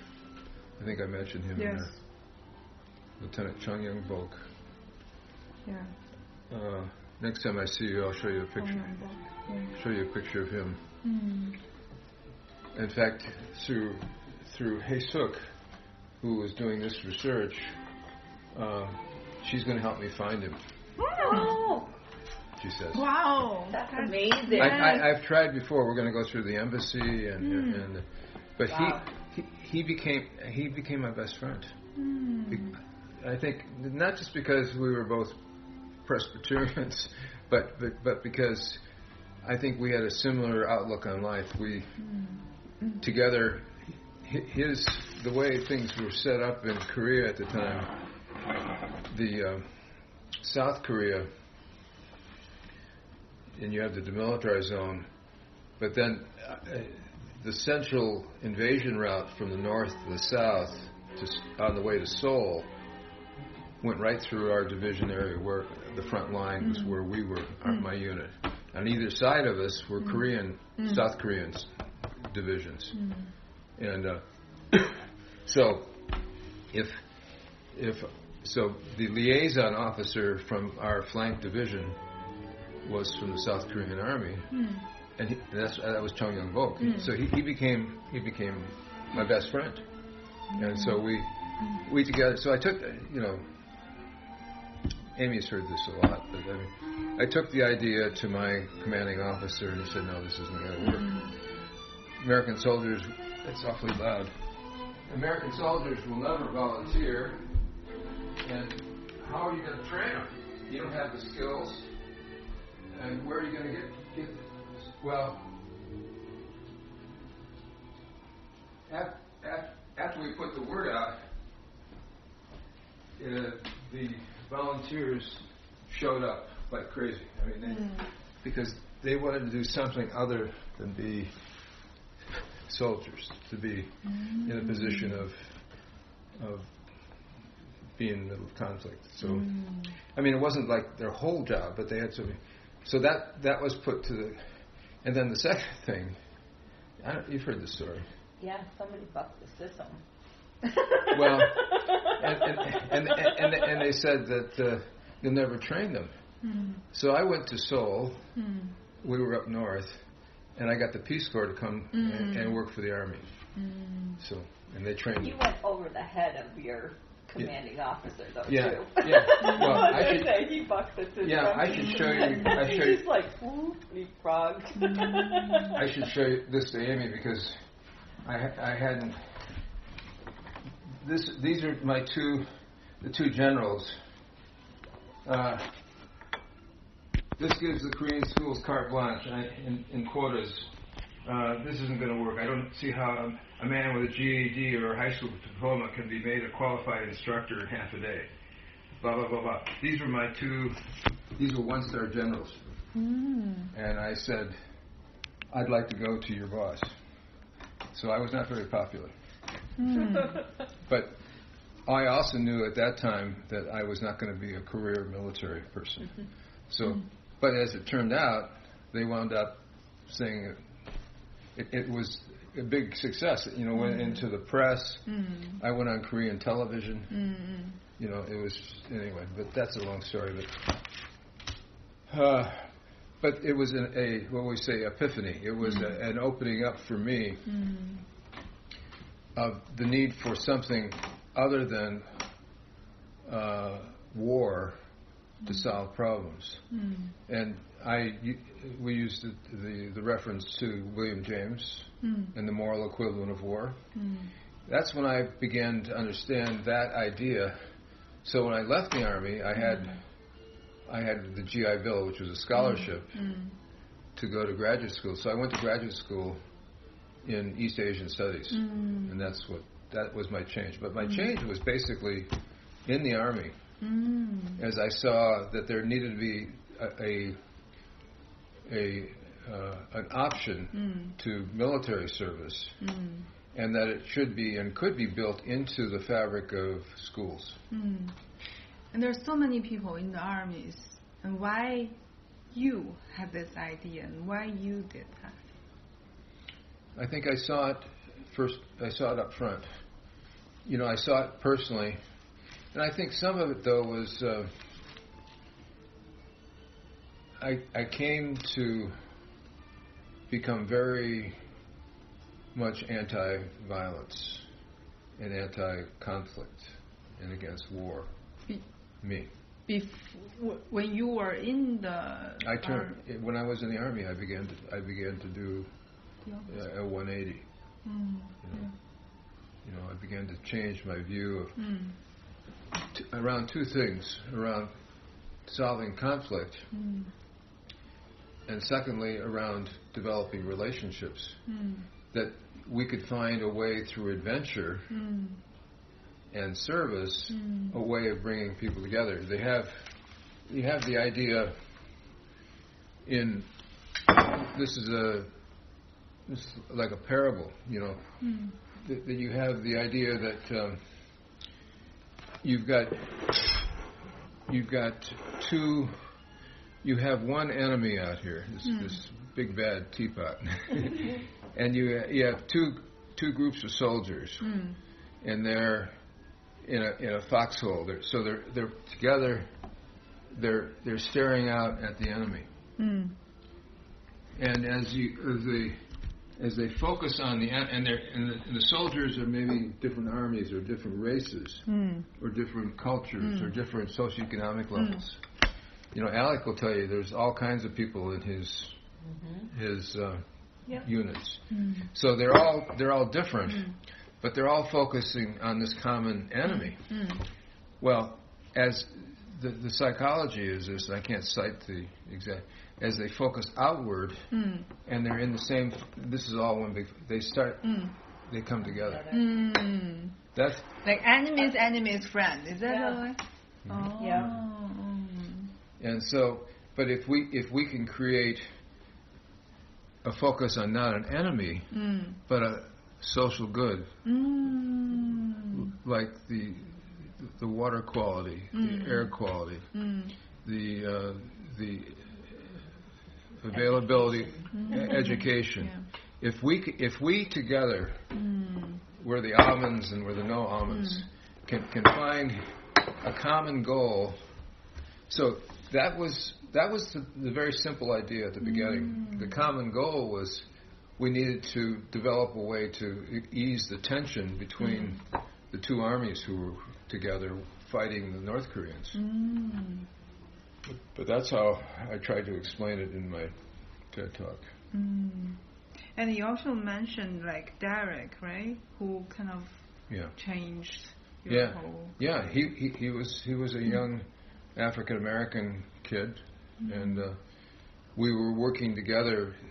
The project was because this is before I came to NYLC, I was working for the Outward Bound schools, Adventure. So we used, at that time, adventure activity as a way of, like the camps that you know about.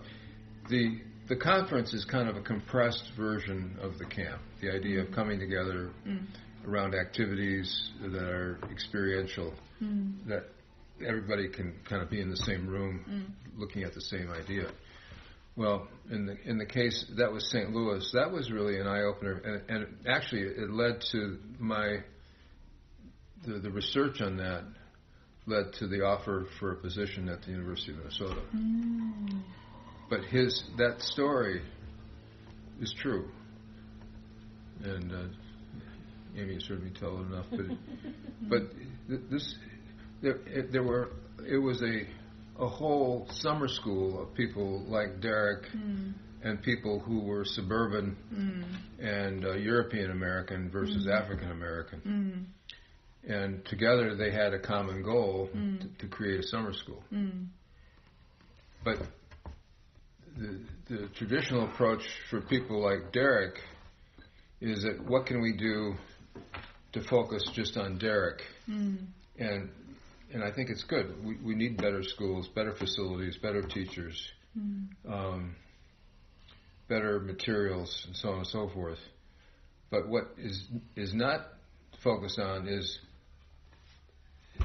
not about fixing Derek, but how can we create a way that Derek can begin to see himself as a part of a shared mission. You know, and so he was going to go. He'd gotten shot, and he still wanted to go and work. And he didn't get a big pay, but there was something in that experience that said, I really want to be able to contribute. And why serve or tutoring as a way of service can make him realize he's part of? Why not sports and other activities? Now, sports, I think, is as close an analogy as you can get, and that probably was important to me. See, I don't know if I ever say, but I played American football for all through my high school years, and I played 4 years in college, and so there was a team aspect around trying to achieve victory. Yeah, but that's only good for so much. Because sometimes, the teams disband. You get too old, and you're not a part of the team anymore. And unfortunately, nowadays, only a small amount of percentage of young people have access to sport. It's expensive, very expensive to participate in sports for a family. Yeah. So sport, especially team sport, has that possibility, I think, of creating a collective or a shared mission. But there's, but where is the longer view? I just ran into this the other day, and I should bring you this to you as well. There's a group at the Harvard School of Education who are doing studies now, have done a study. Let's see if I can find it.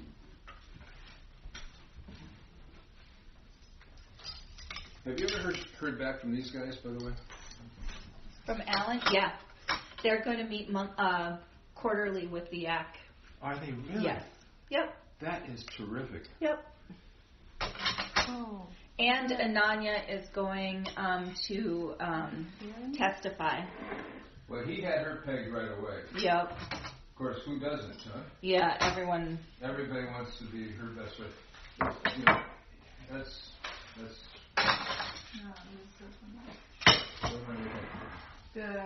From Harvard, I guess. Oh, the Harvard Review. So that's a Harvard. No, that's not it. But I have it at another stat. I'm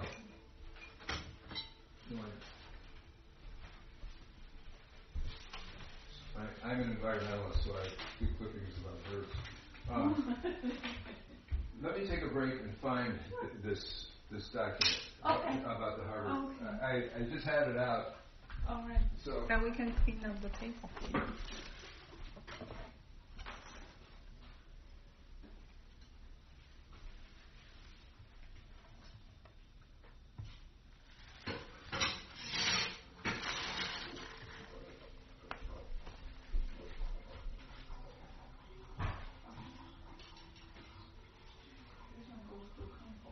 Yeah, I wasn't sure if he was composting napkins or not. Maybe not. Yeah. I wasn't sure. We'll have to ask.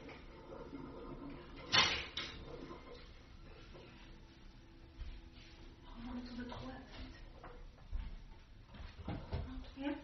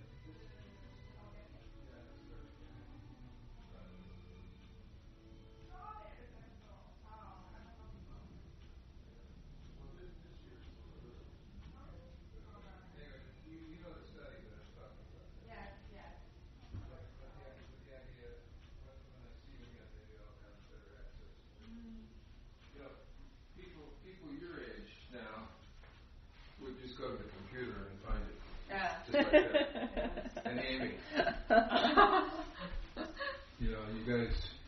You guys are much more nimble in finding things than I am. I'm kind of flummoxed here. I thought I had this. Amy has seen me do this many times. So Maybe. There it is. See, but I'm persistent. There, that's it. Oh, yes. Persistent. I can see that. Oh, in terms of I just need his to take this lifestyle. for a second. No problem. Hey there. You're very kind. I'm just totaling it up right now. Deb isn't here, and so I'll have to get back to her. Can I send you a message? I've got a person here along with Amy. You know Amy Muirs, of course. Go ahead. Are you still there? Hi from Jim Barron. Oh, anyway, and this is Lisa. This is my friend Jim. Hi Jim, this is Lisa. How are you doing?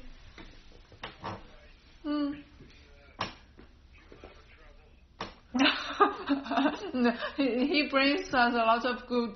He's a former professor, so he. Yeah, a lot of beautiful, tasty jelly.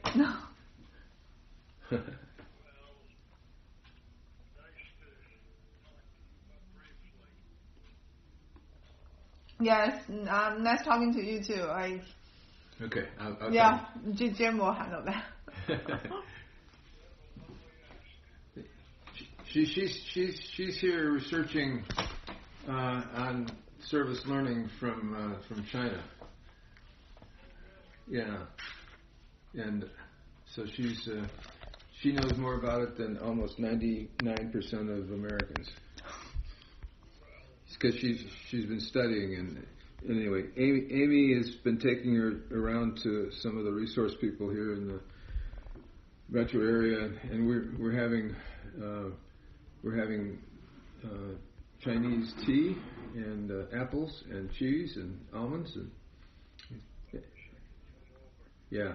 I better let you go, but I'll be back and let you know those numbers, Jim. But thank you for offering. Yeah. Yes, I got it. Well, you're very kind and a good person. Yeah, you too, Jim. Thanks for calling. Bye. So he's a professor? Yeah. Oh, wow. He's retired. He's a very strong supporter of NYLC and me personally. Is that Jim Barron? Barron, yeah. Okay. Is it the one from the Army West Point? Not that one. No, not from him. He's UCLA? No. No, not UCLA. He was from the University of Colorado, is where he was a professor. Oh. And where I was at the time. Yes, you did. But he was asking where Amy knows about. I think we sent you that GoFundMe campaign. Yep. Anyway, Jim had just sent some, and he wanted to make sure it got through. But there's some young people in Malawi who are caught up in the floods and the typhoon, the Mozambique, Malawi. Thank you. That's fine. You sure? Yes. You're good? Want a little more? Yeah, we'll add more tea and turn off the water. This is a many cups of tea meeting. Yeah, and I have a friend who worked for the Red Cross, and then I think in Africa, and he said the way he solved problems is through many cups of tea. Yes, absolutely. People need to be comfortable. To be able, and you want to hear their story. Yes. And not just grab and go and then change. Or set it, and then you have it. You need to see the inside of the person a little bit. You know, when you're on your way out, we'll take a quick spin through the garden, but come back since you're very close by here. Yeah, I haven't finished the long list. Okay. So I will definitely come back. Okay, yeah. Because I think that today is really like a rush. Come back and yeah, do some hands-on work and walk in the garden. Yeah. Can I? Yeah. I've got strawberries to plant. Oh yeah. I'll go strawberry to eat. Not yet. Are strawberries that common in China? Yeah, it's common. Like, but I think those are very like if you want to find premium ones, those are very expensive. If it's organic, like I saw those big strawberry like in the States. Are they? Those are not organic. Oh, oh my gosh, that's so big. Yeah. I don't. These are small and very sweet. Yeah. But it's planting season, not eating season. Yeah. Yet. Well, someone will eat the seed that I planted. That's perfect. There's a new crop has to be planted right now. So I mean for next year. Yeah. Anyway, Deb tonight we're planting. Tonight's planting. I haven't gone to get plants yet. Strawberry plants? Just plants in general. What do you need? I haven't decided yet. I have a lot of perennials that I have around. The deer eat everything I plant. Yeah. So what do they like? I might as well feed them. Excuse me. They'll eat anything. First. Yeah. Between the deer and the rabbits, I just feed them. I usually plant a lot of herbs. Yeah. And then dry them. And so far my fence has done pretty well. So. I don't have a lot of sunlight in my yard. Yeah. So I was thinking of doing more of a raised bed on the side of the garage where there actually gets sunlight. Yeah, raised beds are good. Yeah. But that's where I have all of my my brain just went away. They're not petunias. They're beautiful flowers anyway. Geraniums? No, it's they're perennials. It's the it starts with a P. I think it'll come to me. Okay. My brain just stopped right there. It's okay. It happens sometimes. Too often. You'll remember. But should we make more tea?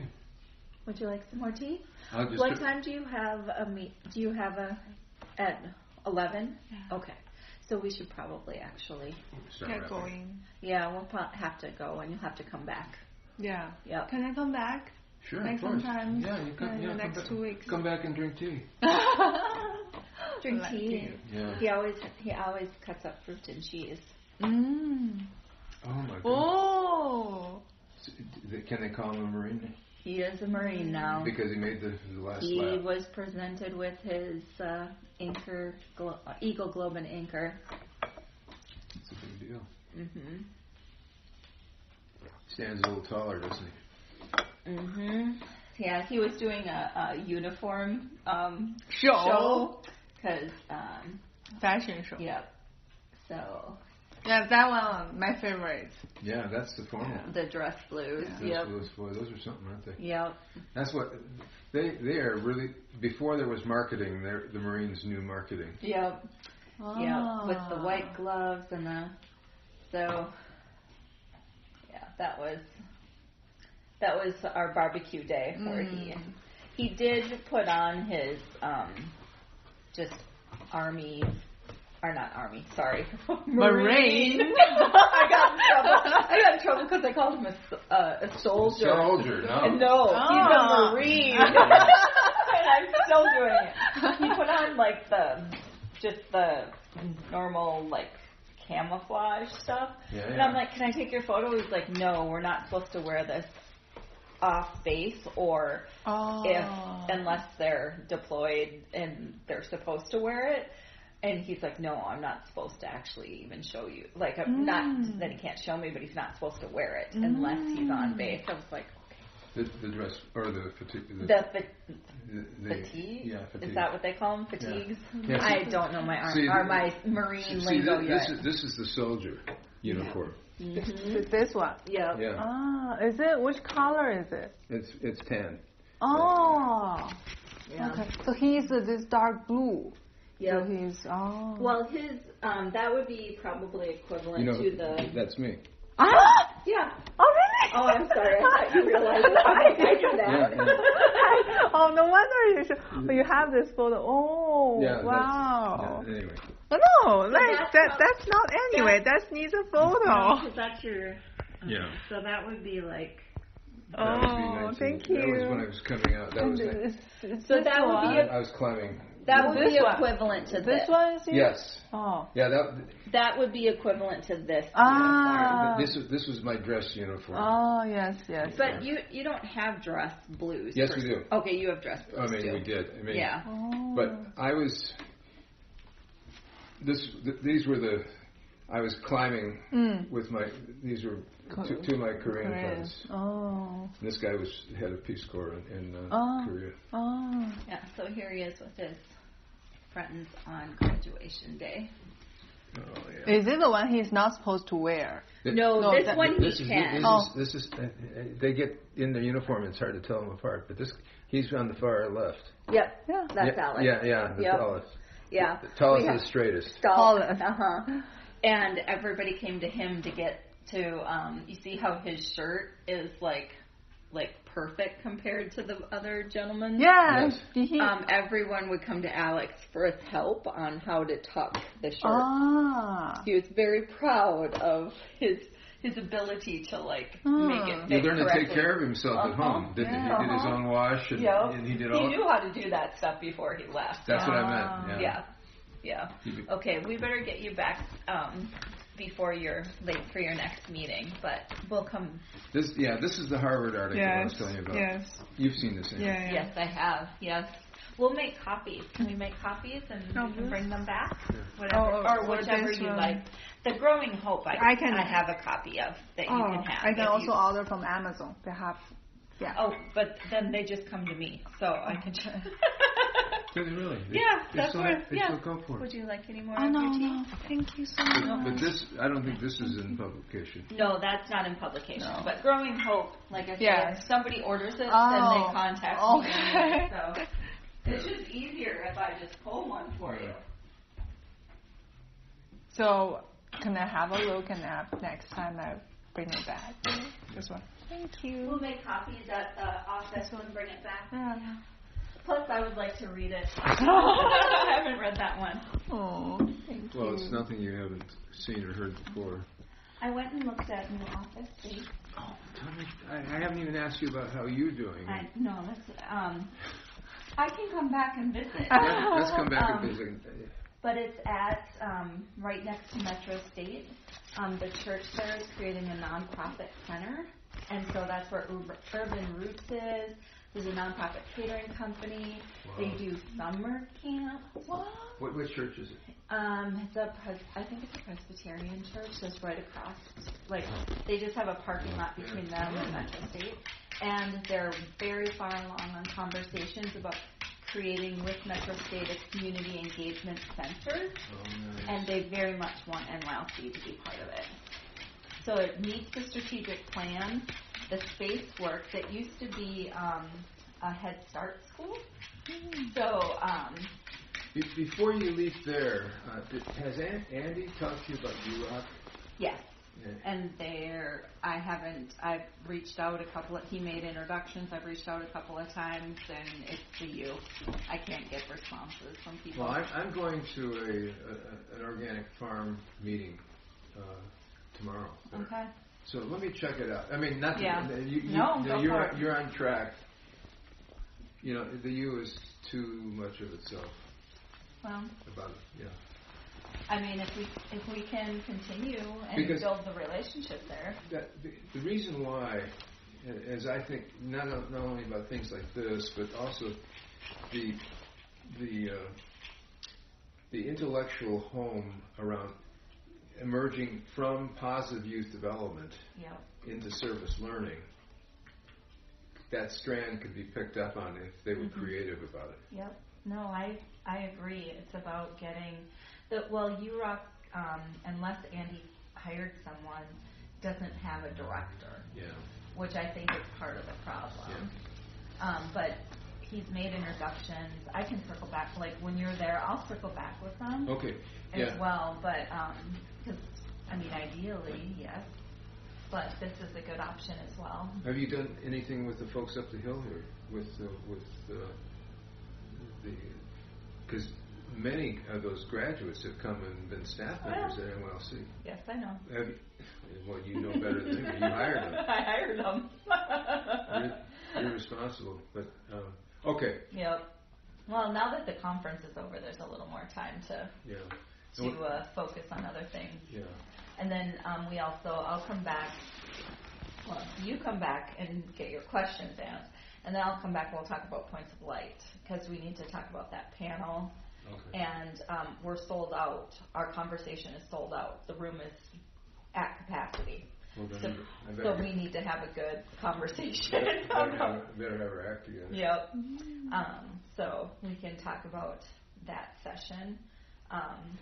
And then we're recruiting for the youth summit. You saw that we're doing the youth summit for the points of light, right? I didn't get the difference between the two. I mean, you'll have to explain. So the youth summit is the 2-day training with youth teams, and every team is going to get a grant to implement a project in their community. Wow. And so they came to us and asked us to do the training. Are they going to pay for it? Oh, yeah. Without a doubt. Without a doubt. Oh, yeah. Yeah. That's a lot of work. Yeah. I wasn't sure at first if that's, but I put it, it was a contract. It was a contract. But I think it could be... You know, the irony is, of course, is that those organizations back in the day, when everybody was talking about this work, they wouldn't talk to us. Yep. But now, the persisting idea... Yeah. They're being asked for it, and it wasn't successful last year. It will be successful this year. Because I integrated everything together and made sure youth voice was prominent. And she's doing it. It's exciting. There's opportunities for them to learn and grow. So that's sometime next week. Yes, I'll be at UROC tomorrow. Okay. So I'll just test the water. I mean, not test the water, just check it out. That's perfect. And then we'll put that together. I really like the idea of the intellectual connection between positive development for age in the state. That's all state-based. Mm-hmm. But the idea of how that then emanates into the classroom base of what NYLC. Agreed. And you do so well. Oh, thank you. You're a neighbor. Yes. So I'm just come to say hi in the morning and in the evening. Do you have your contact info? Yes. You're going to send it to me, or you have a card? I have a card, but I have a card and with email address. Yeah. Do you feel it's more with text message or email? Do you feel which one? Both. Oh, okay. Yeah, probably email is the most. Oh, okay. Then I should send some food with you. You have enough food to go with your jam? Yes. No worries. Yeah, have plenty of food. Okay. Thank you. So you guys will just contact to get your questions. Yeah. And get my hands dirty.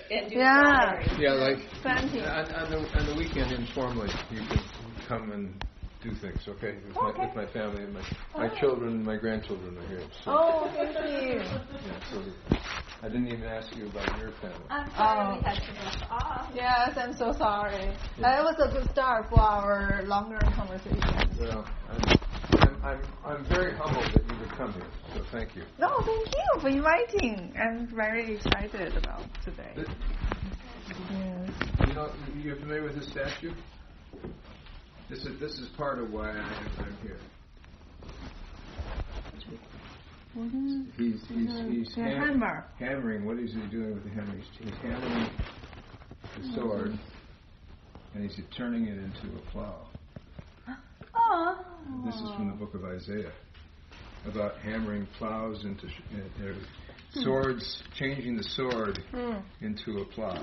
Okay. So that's an Old Testament, and it's used a lot. And this was done by a Russian. Oh, it's for farming to turn the soil. I have a small one back here. I'll show you an example. But the idea, it was pulled by oxen in the day. To make the roads, you can plant the seeds. But changing the sword into a plow. Changing the sword into a plow. Yeah, I got that. That was like the moral equivalent of war. Yeah. So, but this was the symbol. It's so interesting that this was the UN. It was done by a Russian sculptor during the middle of the Cold War. I was going to say, doesn't it remind you of the painting? Yes. We went to the Russian Art Museum and they had the I forget what the name of the painting was, but with the gentleman with the hammer, with the I have this picture of it, but it's where was that? the Russian Art Museum. Here in town? Yeah. You should go. See, I have Russian heritage. I love the Russian Art Museum. We played hooky and went to the Russian Art Museum. I'm so glad you did that. Yes. Okay, I will see you next week. All right, dear. You tell me your times because you've got much more demand than me. I'm just an old man. No, you're productive. We'll come back by email. With many daughters, a new one. A granddaughter. Oh, no, I'm kidding. I better clarify that. Thank you, Jim. Thank you so much, Jim. That was a really lovely morning. Lovely to. Yeah. Thank you for. blooming. Yeah. Did you see the ones up in the corner? Yes, everything's beautiful. No, the big spread. No. Yeah, up here. Okay. Take a left, and on your right there is a whole. Okay, we're going out that way. Oh. I love Thank tulips. you. Mine are like this. These are minimal. But the ones up the street are worth a photograph. It's a whole block of tulips. Wow.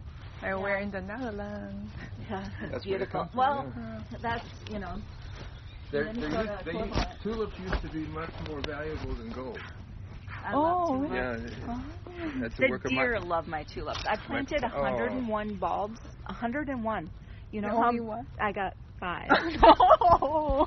because the rabbit and the deer ate all my bulbs. It's gotta be That was a lot of work. Yeah. And a lot of work, please. Yeah, that's what I say. I just plant for the animals. That's what I do. That's the animal. Thank you so much, Jim. Thank you much. Nice talking to you. This is not just because it's you, but see, I spent a lot of time in Africa. Let's talk about that as well. And in Africa, the host always walks the guest. Oh. We do that too. Yes. At my house. Do you do that? Yes. Well, Yep. Yes, she does. Of course, that's Minnesotan. It's the long goodbye. Yep, exactly. Oh, the long goodbye. Yes. We'll see you next week. Yeah, see you soon. See you soon. Have a good day. Thank you. I will go from here. Yes.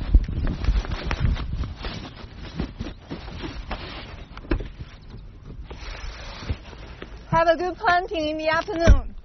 Bye, Jimmy. Oh my goodness.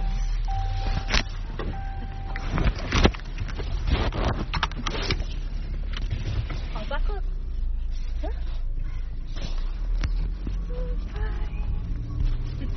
Oh, wow. Pet stories. Yes, like So many so many stories. Why did I own the book?